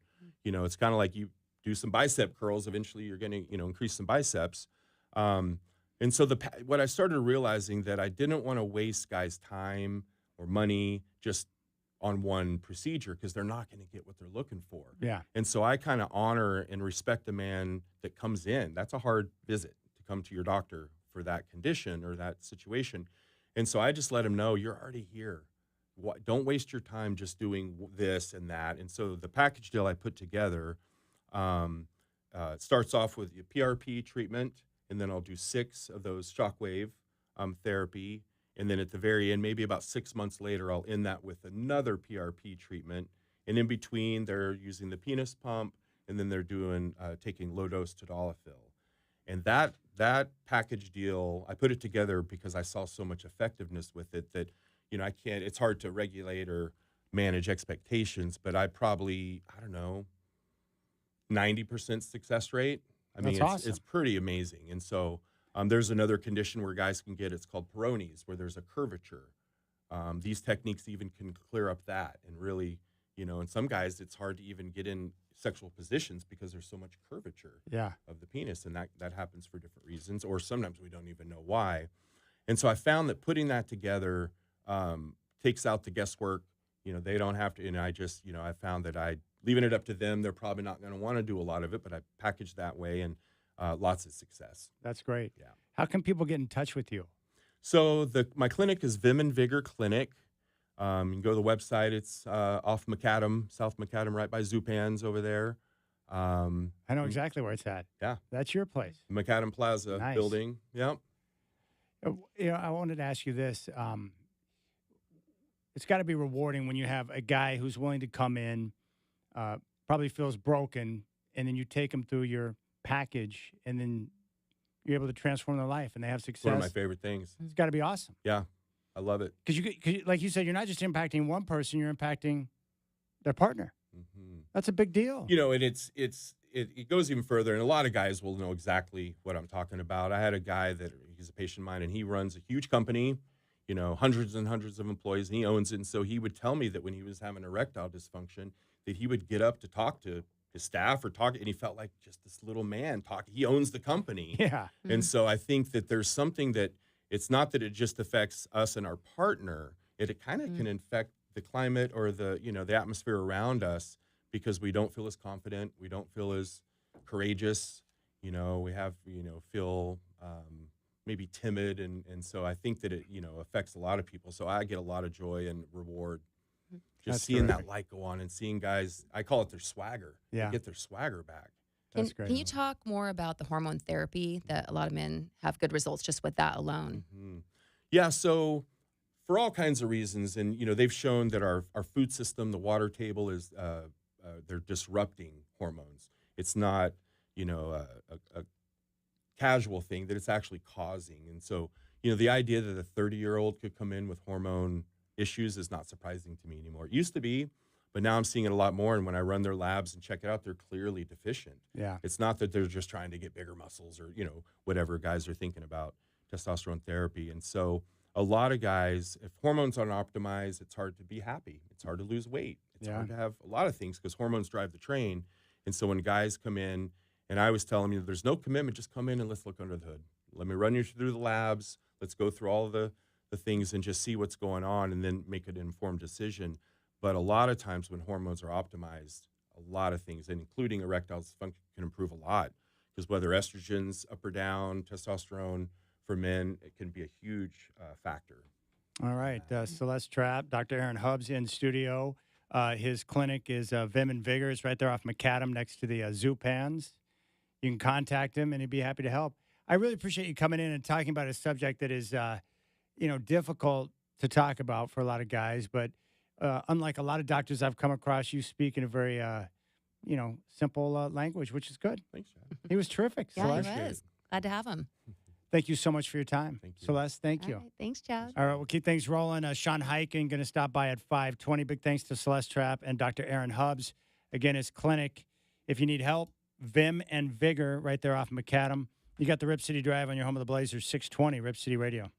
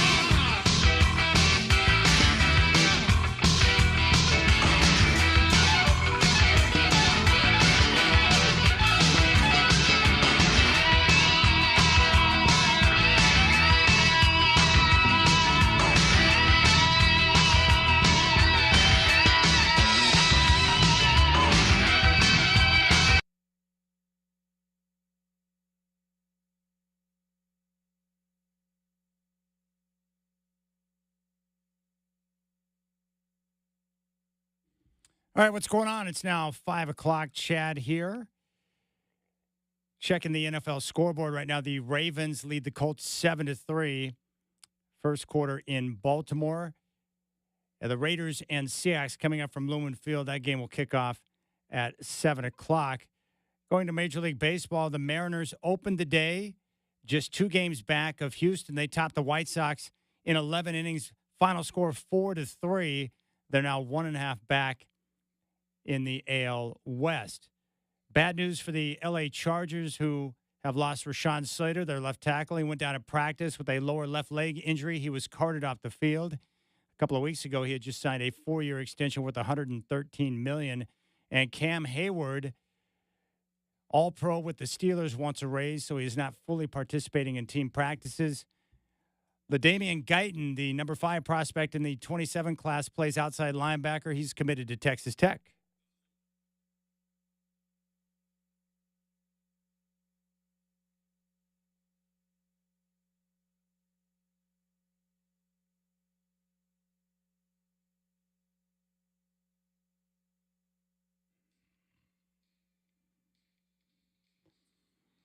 All right, Scotty Bethune has chimed in. Hey, Chad, are you having a therapy session right here on the radio? Little Chad will someday rise again. It's going to be okay, brother. Scotty, that's not funny, all right? I know what you're doing right now, and I don't like it. JCR says, hey, would the Commanders fall into the preseason overhyped category? I don't think so. I think if Jaden Daniels continues the upward trajectory that we saw in his rookie year, Washington could win the NFC East. I think they're legit. I like their coaching staff. I love Jaden Daniels. I think the Commanders are once again going to be a perennial playoff team. That's what I think. Assuming health and Daniels continues to play the way that we saw, I have no problem with the Commanders. I don't think they're overhyped. I just think they're a darn good football team. You know, the key is, and it goes with the Broncos too, the 2 quarterbacks I'm looking at, you know, Bo Nix and Jaden Daniels were off the charts great as rookie quarterbacks. Now, we've all heard the old saying that, hey, once the defensive coordinators get a chance to adjust and look at the film and game plan, how are they going to respond to that? Meaning Daniels and Nix are not going to sneak up on anyone. So we'll see. But I would expect, based on what I saw last year, I expect both guys to continue to play well. I think Daniels and Nix are future NFL stars. Now, according to Sean Payton, Bo Nix is going to be a top 4 or 5 quarterback in the league in the next year or 2. I don't know if that's true, but I do think Bo Nix and Jaden Daniels, whether they're top 5 or not, I don't know, but we're looking at 2 top 10 quarterbacks in the league. But I do like Washington. I like their talent. I think they did a great job with new ownership and the coaching staff of putting a team together. And clearly they nailed it with the Jaden Daniels selection. And that guy's awesome. Awesome. Works hard, great leadership, but more importantly, as a quarterback, he's got everything you want. Arm strength, mobility, command of the huddle, and then the important things. Can you run the offense on time? And are you accurate and get the ball out on time? Yes, he is that. And so I think Jaden Daniels is in a great spot. You know, with the Broncos, I expect Bo Nix to continue the same because the work ethic is there. And he's got the processor-type mind, but more importantly, the players around him. Great defense. All 5 guys returning on the offensive line.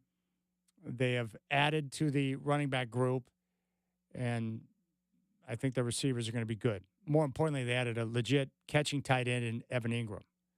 So we'll see. I do know that Nix and the offense has struggled regularly through camp against the Broncos defense, but, you know, it's not uncommon. We're about 2 weeks in now, so, you know, typically the defenses are ahead of the offenses. And then the offenses will catch up as they continue to work and, you know, have a chance to develop that continuity. Rip City Mike says, hey, I would put Jalen Hurts ahead of Herbert. Okay, so he would put Jalen Hurts in there. My top 5 quarterbacks in the NFL, in order: Mahomes, Burrow, Allen, Lamar, Justin Herbert. Rip City Mike would put Jalen Hurts ahead of him. I love Jalen Hurts. I think there's a lot of things I like about Jalen Hurts. One, he's a great leader. He performs really well in big games, as he's seen. Even in the Super Bowl they lost to Kansas City, he played a great game. He would have won MVP had Mahomes not led them on that last minute touchdown drive to win the game. So I'm a big believer in Jalen Hurts, but he's not your traditional type quarterback. He's perfect for Philadelphia, but he's not as accurate as Herbert. You know, the football sometimes doesn't come out quite on time. His delivery of the ball is a little bit different. I think he's a really good quarterback. I just don't put Jalen Hurts in the top 5. And that's no disrespect. I'm a huge Hurts fan. I mean, he's the type of guy you want leading your franchise. Big fan. Matthew Stafford, I only keep him out of the top 5 just because of age. He's got the back issue. Not quite the quarterback that he once was, but still one of the best. And he's tough. I like guys like that. I think with the rest of the group, you know, Bo Nix and Jaden Daniels. I mean, Jaden Daniels, based on how he played last year, you could make an argument, but I wouldn't put him in the top 5. And then the rest of the league, you got a bunch of question marks. You know, Tua, we'll see what Drake May does in year number 2. You know, Justin Fields, the Browns, Flacco, Pickett, Shador. I think Aaron Rodgers is going to have a good year with the Steelers, but he's not top 5. I think C.J. Stroud's another one of those guys that's close. I'm a big fan of Houston. I expect them to win the South. D'Amico Ryans, but I like C.J. Stroud. He can throw off platform.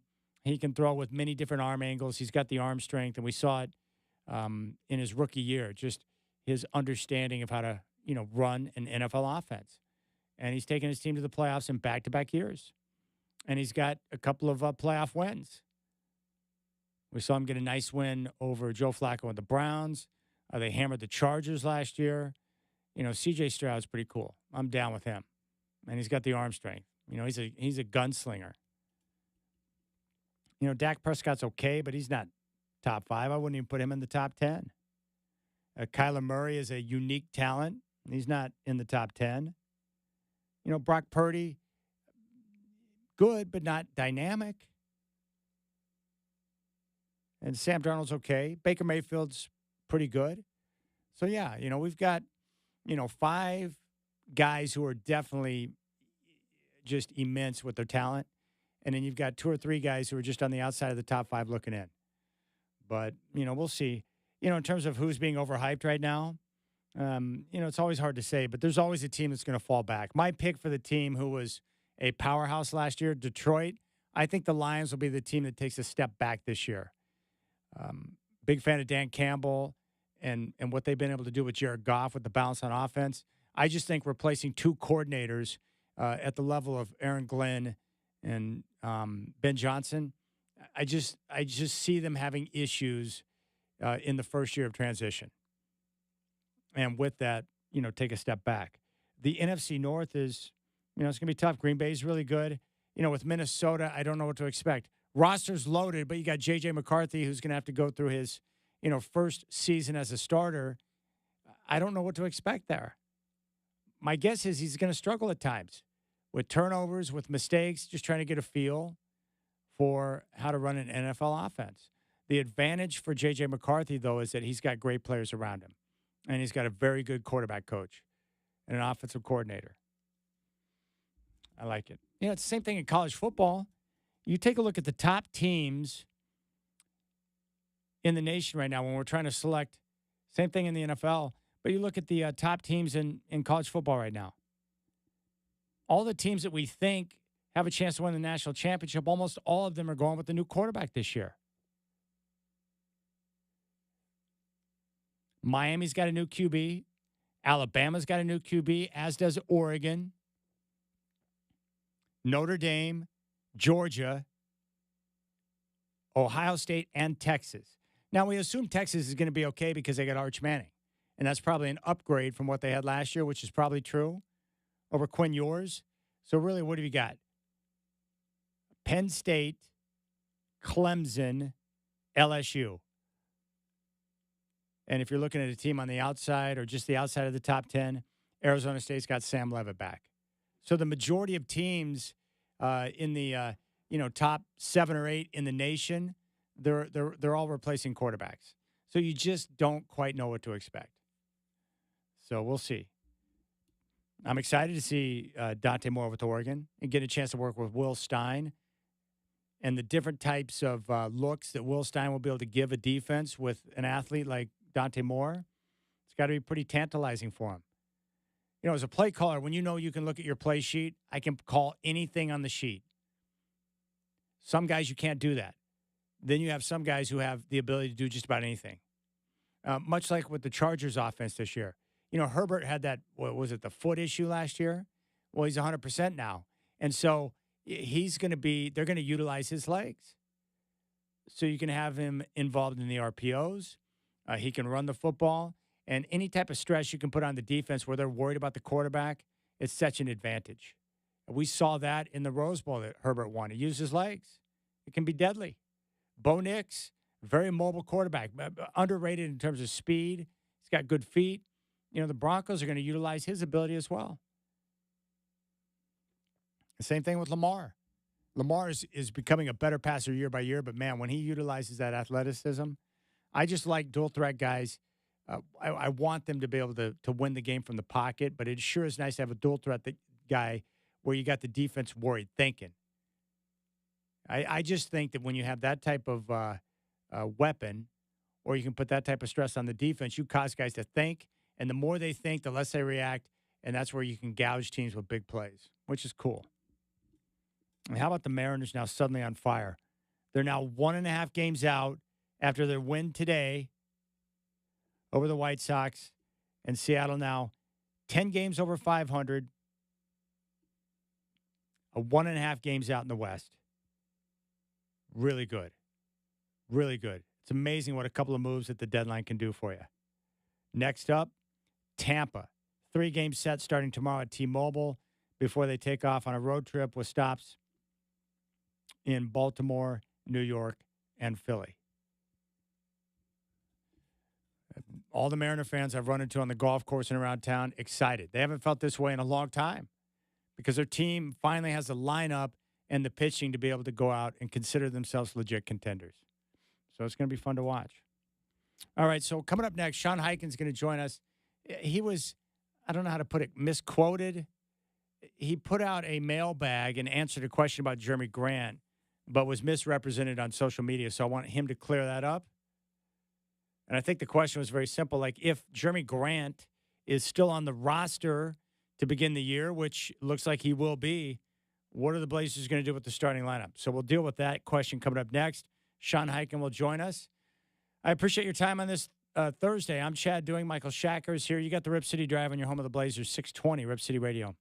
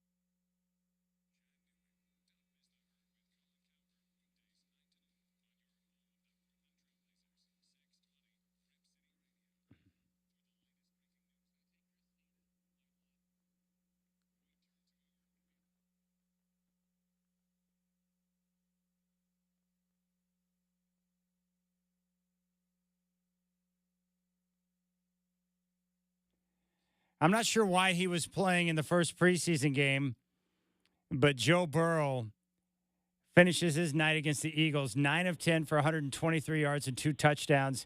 Jamar Chase, 4 receptions, 77 yards, and a score. I think that's all I need to see. I think those two guys are ready for the regular season.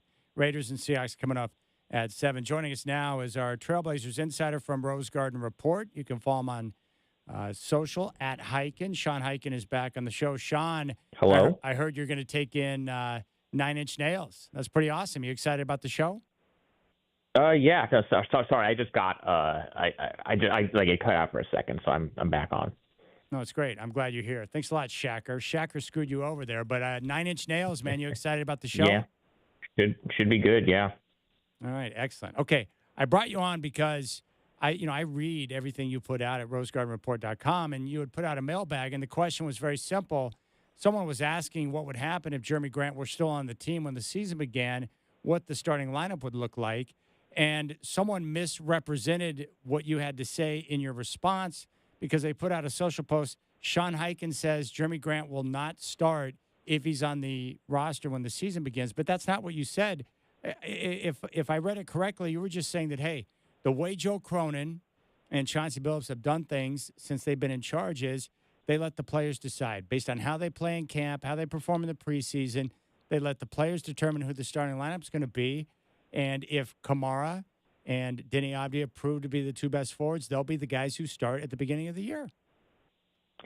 That is pretty much what I wrote. Yeah. And I mean, look, you and I both know, Chad, how this social media climate works with, with the aggregators and all that stuff. And, particularly in the, since the current owner of Twitter took over and made it so that anybody can buy a blue check mark, and anybody can buy a blue check mark and be verified so it looks like a legitimate source, and B, made it so that if you have a blue check mark, any engagement that you get, you could potentially make money off of. And so what that does is it incentivizes these accounts like the one that posted that thing that misrepresented what I wrote to just put a headline like Jeremy Grant expected to come off the bench, knowing that most of the 2 million people that follow that account are just going to see the headline and react to it and not really, actually go and seek out the original source. They're just going to see, oh, this account has 2 million followers and says NBA Central in their name. Like, this must be like a legit thing.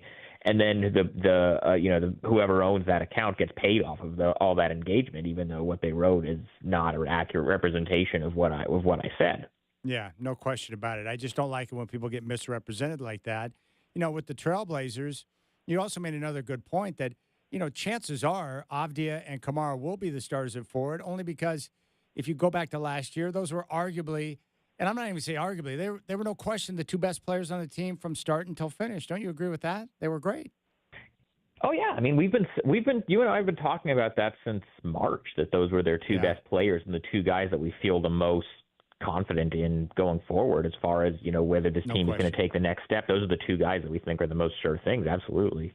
But with Jeremy Grant, I mean, my guess would be based on what I know of him and how he operates, regardless of role, whether it's a starter or if he is coming off the bench, I don't expect him to cause issues. I think he'll accept the role and play and do what Coach asks. How do you see that?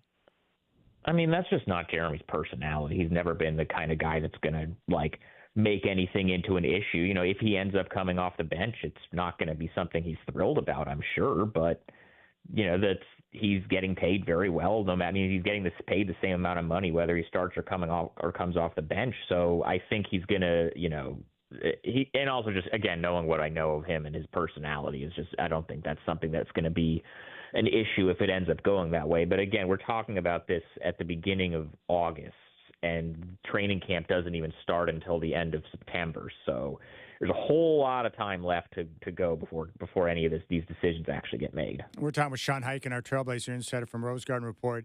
With all of your work through the draft, through free agency, what do you gather in terms of how the Trailblazers look at their situation now with the work that they've done?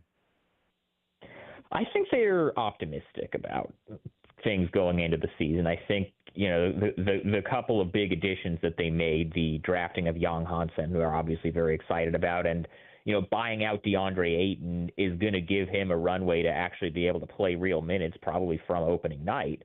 And then they, even putting aside the Dame thing, because Dame's not going to play this season probably with the torn Achilles. But trading Anthony Simons for Drew Holiday, I mean, it is a lot of long-term money to take on, but in the short term, it is a player that fits a lot better both with Scoot Henderson and with Shaden Sharp. And so I think they feel like they didn't really sacrifice any of the things that, we were talking just a bit ago about Denny Avdia and Tumani Kamara being their two best players last season.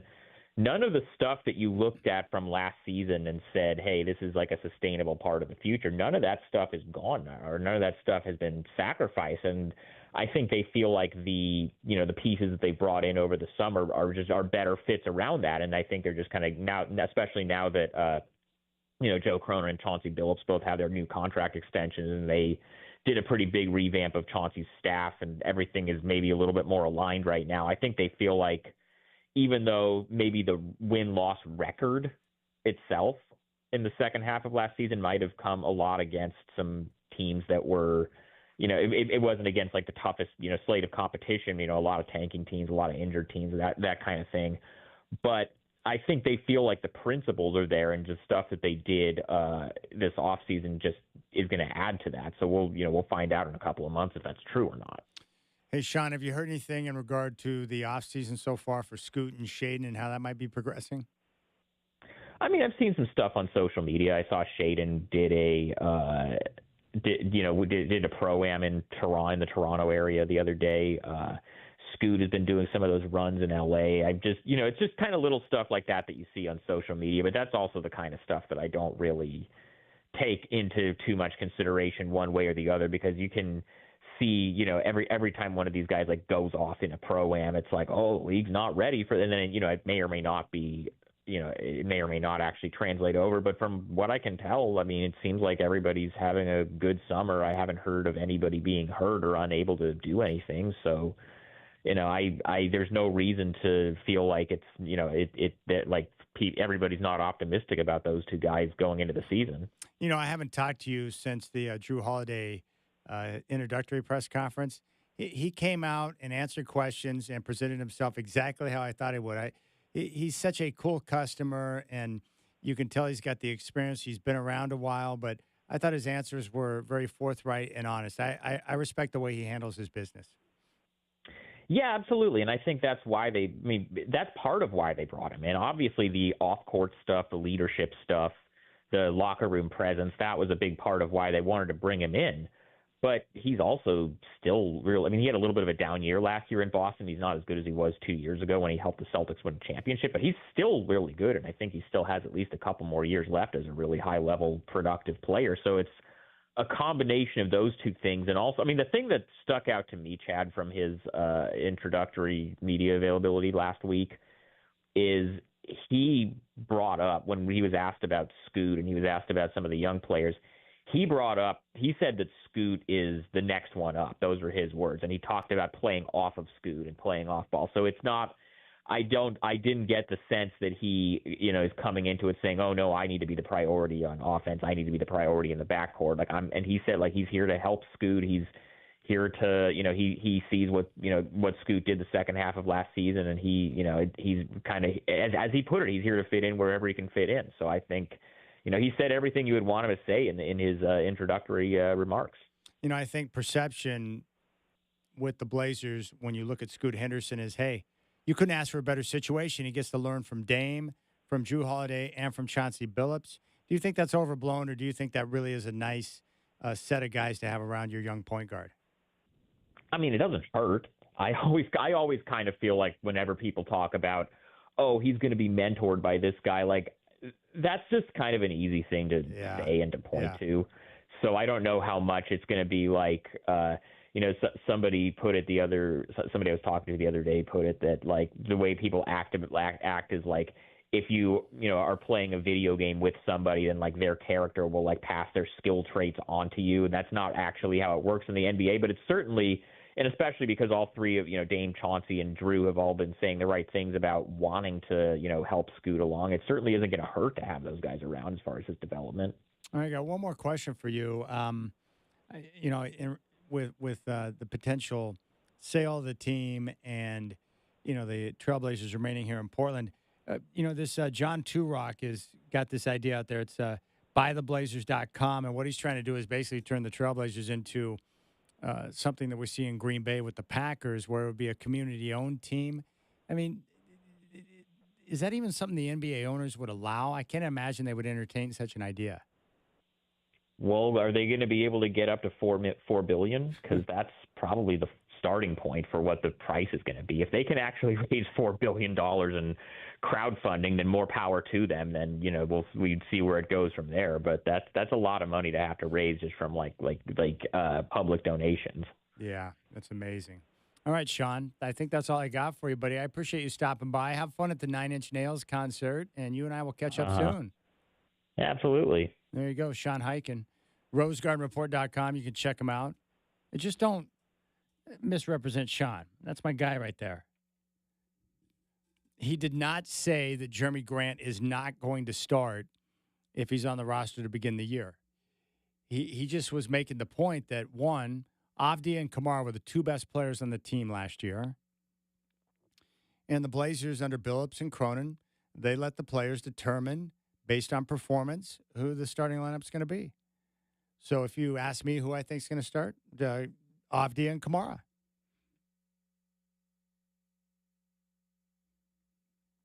They are the two best players on the team. There's no question about it. Those two guys are going to start. And then Jeremy Grant will come off the bench, which is fine. And I think Grant will accept whatever role that he is given. Now, if Grant comes out and outperforms, one of those two guys or both of them, he'll start. I just don't think he'll outperform those two guys. And that's because Tamani Kamara and Denny Avdia are, their trajectory is upward. They're younger. Their trajectory's on a great spot. But those two guys do so much on the floor with the defense and the rebounding and the way Denny pushes the pace. And Tamani Kamara, one of the best defenders in the game. And the Blazers are at their best when Tamani Kamara and Denny Avdia are starting next to each other at the forward spots. That's all. It's pretty simple. The Ravens on top of the Colts right now, 21-9. Isn't it amazing? Just listen to these stat lines here from these preseason games, the first full week into preseason action. Joe Burrow, 9 of 10 for 123 yards and 2 touchdowns. Not sure why he's playing in the first preseason game, but he's in midseason form already. Jamar Chase, 4 catches, 77 yards, and a touchdown. Bengals on top of the Eagles right now, 14-10. So you have the guys we expect to be great being great, and then you got Daniel Jones, 8 of 17 for 115 yards, and the Ravens on top of the Colts, 21-9. He's already in midseason form. Yeah, Joe Burrow is a bad, bad boy. The only knock you can have on Burrow as a quarterback so far in his career is that health has been an issue for him. He's been banged up. But, man, he does everything so well. He's so much better than what I thought he was going to be coming out of college. He put together an all-timer there. That year they won the championship at LSU, arguably the greatest quarterback year for any quarterback in the history of college football. I just didn't know about the arm strength. How would it translate his game to the NFL? Well, it's translated quite well because, like the true greats, like a Tom Brady or a Peyton Manning, he does not hold on to the football long. That thing is out of his hand quickly. He's so smart, good leader, and insanely accurate with the football, Joe Burrow. Now, he's not my cup of tea. I love Burrow and think he's awesome. I prefer guys who can move a little bit. Give me Patrick Mahomes. Give me guys that can scramble, still be accurate and deliver the football on time, but when things go sideways out there, which they often do, like when some clown misses a block or a play breaks down and you got to be able to buy a little bit of time, I like guys like Patrick Mahomes. Oh, my gosh. The thought of being a Colts fan right now just gives me anxiety. Like, I would need, like, a big pack of Rolaids. And we're going to go with Anthony Richardson or Daniel Jones. Hey-oh! It's so bad. You already know before the year begins you're going to suck. Who's our quarterback? Anthony Richardson or Daniel Jones. We're done. Like, there are some teams you know right out of the gate you're done. Some teams, are going to be good, like Kansas City, Andy Reid and Patrick Mahomes. But there are certain teams, like the Jets. It doesn't matter who plays quarterback for the Jets. They're going to stink. We got Justin Fields. The Browns quarterback situation, awful. Joe Flacco, older than dirt. Kenny Pickett, who's not any good. And then 2 unproven rooks in Dylan Gabriel, who's undersized, and Shedeur Sanders, who holds onto the football too long. Tennessee's got a rookie in Cam Ward. Ugh. NFC North looks pretty good. A big year for Caleb Williams, first year under Ben Johnson. Jared Goff can play. Jordan Love can play. And then we got J.J. McCarthy, the big unknown. I am excited to see Michael Penix play for the Falcons. Like, he intrigues me. I like Penix, the way he rolls. I kind of like the way he handles his biz. He's got the big arm. Anxious to see what he can do. We'll see what Bryce Young, we'll see if the end of last year was the real Bryce Young or just a little blip. The Saints are awful, and I love watching Baker Mayfield play. AFC West is pretty well set. Geno Smith, Bo Nix, Patrick Mahomes, and Justin Herbert. And the NFC West appears to be pretty set. I like watching Kyler Murray play. I like him because of his mobility and his arm strength, being undersized. Like, he's an elite athlete. But, yeah, if I was the Browns, the Browns are going to be bad. That's a bad football team. Titans will probably struggle big time. And a big year for Trevor Lawrence, too. I'm a big believer in Trevor Lawrence, but he's got to show it this year. I don't understand why he continues to lag behind in the production. Part of that's ownership making poor choices with the coaches, but I don't know. The Colts. Yeah, the Colts and Browns. Like, if you're a fan of either one of those teams, you're just like, oh, great. I got to sit through 17 weeks of subpar quarterback play. Horrible. And I know what that's like because the Broncos suffered through a lot of that in the post-Peyton Manning era until they landed Bo Nix. The guy that I didn't even want them to draft turned out to be a stud. And even Geno Smith in Las Vegas. Like, they had Gardner Minshew last year. And Geno Smith will, Pete Carroll loves him because he'll do exactly what Pete asks. Run the play, be smart, don't turn it over. All right. But this preseason stuff. Why was Joe Burrow playing today? 9 of 10 for 123 yards. I just can't believe they play him. I wouldn't do it. I wouldn't want to risk it. Too dangerous. Especially in the first game, too. But, man, he and Jamar Chase, that's a pretty good wide receiver quarterback combo. That's as good as any combo in the league. Might be the best. But Joe Burrow's he's a tough cookie. Big arm, accurate. His footwork in the pocket, I guess that's what's amazing about guys like Brady or Burrow or Peyton Manning. Not mobile guys. Like, they're not going to scramble or run away from defenders, but the way they slide and move in the pocket and their feel of the rush. Like, some guys just have an innate ability. They have like it's almost like a warning system that goes off when they get a 300-pounder breathing down their neck. It looks like they're about to get crushed. They slide the right way or step up in the pocket and then deliver the football. It's fun to watch. All right, we'll keep things rolling. Rip City Drive. Big thanks to Sean Hyken for stopping by. John Bladholm, Celeste Trapp, and Dr. Aaron Hubbs. We'll be back tomorrow with the Rip City Drive following the Hops here on your home of the Blazers, 620 Rip City Radio.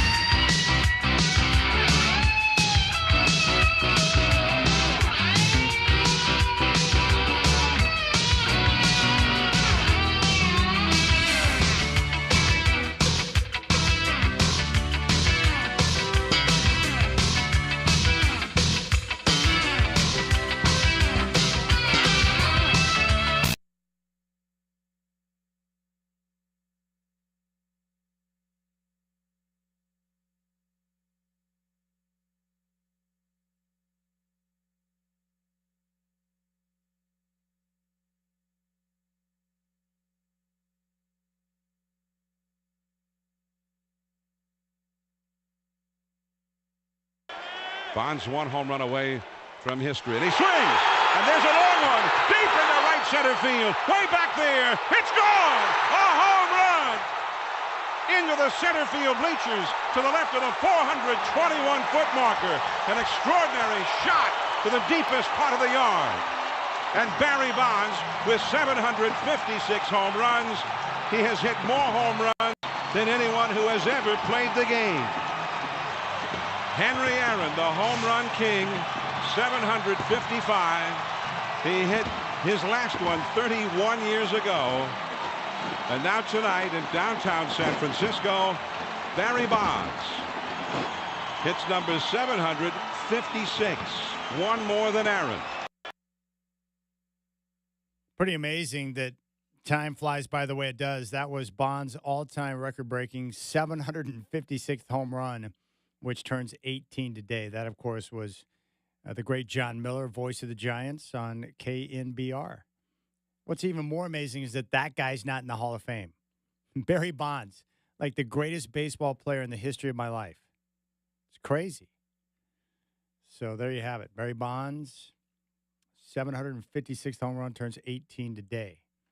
All right, 503-248-0620 is your telephone number. Well, if you want to talk golf, I'm all about that. Let's go out to Rylan in Beaverton right now. Rylan, welcome to the show, my friend. What you got for me? Hey, how you doing? Very well. Good. It's good to hear from you. I just wanted your perspective on, I know you're a big golfer, on how terrible Happy Gilmore 2 was. Have you seen the movie, Rylan? Yeah. You know, I watched it, and I went into it with low expectations because a lot of times these type of remakes can be a disaster. So I thought it was going to be awful, and when it was all said and done, I give it a 6 out of 10. It wasn't the original, but it wasn't awful. There were parts of the movie that I really enjoyed. It made me laugh a little bit. There were parts that were, you know, a little bit off. I thought a little far-fetched at times. But all in all, I thought Sandler did an okay job with it. What was your take? Yeah, I mean, I'll go 5. I just thought every second I was just getting to the point of waiting of what's the next cameo going to be. Yeah, the cameos, like there were some cameos that were terrific. I thought John Daly did a great job. I thought Scotty Scheffler was terrific, but you're right. It's like they tried to squeeze everybody in, and it did feel like a little bit too much. Like it, maybe the best word is it got clunky. The movie got clunky because of all the cameos. Yeah. Yes, I don't need to see Travis Kelce on any movie soon. I know. That's the problem is that I can't stand the Chiefs, so seeing Travis Kelce in the movie made me sick. But I did like seeing a lot of the golfers who were in there that I thought did a really good job. But it got clunky because of the cameos. The other thing I liked is I thought the kids who are his actual kids in real life, I thought they did a good job in the film. And I like the overall arching message of a guy who had fallen off the wagon, you know, kind of his pursuit to stop drinking and stuff. So it had a good underlying message to it. But, yeah, it was okay. Not great, but it was okay. Yep. Fair enough. Now wait a second. A lot better than a. Now you hit me up. On. You hit me up earlier, so I want to ask you about this because you can speak to it directly. But apparently, you were frustrated with the Portland Timbers because Santiago Moreno decides to he wants to leave town. So what's going on with him? Why does Moreno want to leave town? You're a big Timbers guy. He's done this before under a previous head coach. I believe it was 2022, 2021, but not to the extreme of bringing your suitcase into the office and say, "Hey, I'm hopping on a jet and leaving." So not the most surprising thing ever, but we turned down a $4 million offer for him, and he wants out of Dodge apparently. So. Yeah, so what's the reaction from the Timbers Army? They're upset with the guy? Or it's hot. It's it's we almost want him to come back so we can just give him a piece of our mind. But I don't think he'll be coming anywhere near Portland anytime soon. So, but we contacted the league because we can almost, I guess, in casual terms, kind of sue the team that's pursuing him in Brazil for tampering. Because he's under contract. so he can't. There's going to be some fine imposed or something of that nature, which will be good. We can squeeze something out of it. But well, why don't you do me a favor? The next time you invite your dad to one of your watch parties, why don't you hit me up too? I'd like to come and hang out with you for a game to see what it's all like. does that count a watch party at the stadium for a home game? Home game, I'll do either road or home. You let me know, and then I might need your help accessing the proper ticket, and then we can go from there. All right. Sounds like a deal. We'll keep you out of trouble. I guess what I'm trying to say is that I want to see you in full force in the middle of the Timbers Army. Oh, man, that's a sight to see for sure. All right, brother. You got it, man. Nice to hear from you, Rylan. Yeah, absolutely. Go Broncos. There you go. Yeah, see, Rylan, big Timbers fan, but also a big Broncos fan. Duke, the UPS drivers chimed in. I thought Happy Gilmore 2 was awesome. The way they were able to continue the slapstick comedy was amazing. Well, I thought it was good. I just didn't think it was great. But I'm not knocking the movie. You got to keep in mind, Duke, I went into it with the lowest of low expectations. I thought it might be a train wreck. Yeah, they lucked out with Scotty Scheffler getting arrested last year. Oh, amazing. That added about 10 laughs to the movie. Did you watch it? Oh, yeah, yeah. Oh, okay, so you did. So what's your take on it? I thought it was a great movie. Adam Sandler has a lot of goodwill towards his fans. I don't think anyone had a problem seeing his whole family getting parts in the movie. That was awesome. I thought they did a good job, too. His daughter was amazing. Yeah, I think his kids have probably grown up going to all his movie sets because Adam Sandler's always shooting movies on, like, resort islands and, like, awesome places. And so I'm assuming he films movies there so he could take the family with him. Sandler's a good dude. Like, he's very loyal. So if you're, family or if you're a friend, he continues to give his friends, parts in movies and stuff like that. Like, he's always got their back. Yeah, like Nick Swartzen. I'm glad to see him in movies. He's always been funny working with Adam Sandler. Yeah, that was cool. It was good. And a nice tribute to a lot of people have fallen since the first Happy Gilmore movies come out. I wish that Carl Weathers was still around. That would have been great. Gosh. Well, but that's a tough one to do because he chose to do a sequel to a legendary movie. The original Happy Gilmore is legendary for those who like that type of comedy. So it's very difficult to follow up and do a sequel on that because no matter what you do, it's not going to live up to the first one. It's an impossible job. Yeah, and then you also got the storyline with the rivalry golf company, kind of like just what's happening in the real world, and they found funny in that. Yeah, that was good too. You're right. That was they played off of Liv and the PGA, which was very interesting. But you and I are the same where when I go to see a movie or I'm going to tune in and watch Netflix at home and I'm seeing something for the first time, I don't overthink the movie. I just want to be entertained. That's it. And I think I have a problem because I have trouble watching original cinema. I love reboots, remakes, sequels, and rewatching stuff I've already watched. And so Happy Gilmore was perfect. Well, perfect movie. I want them to continue to do this kind of stuff because that's how we wound up with Cobra Kai, which is amazing. Now, have you seen Karate Kid Legends yet? I have not seen it. Or The Naked Gun.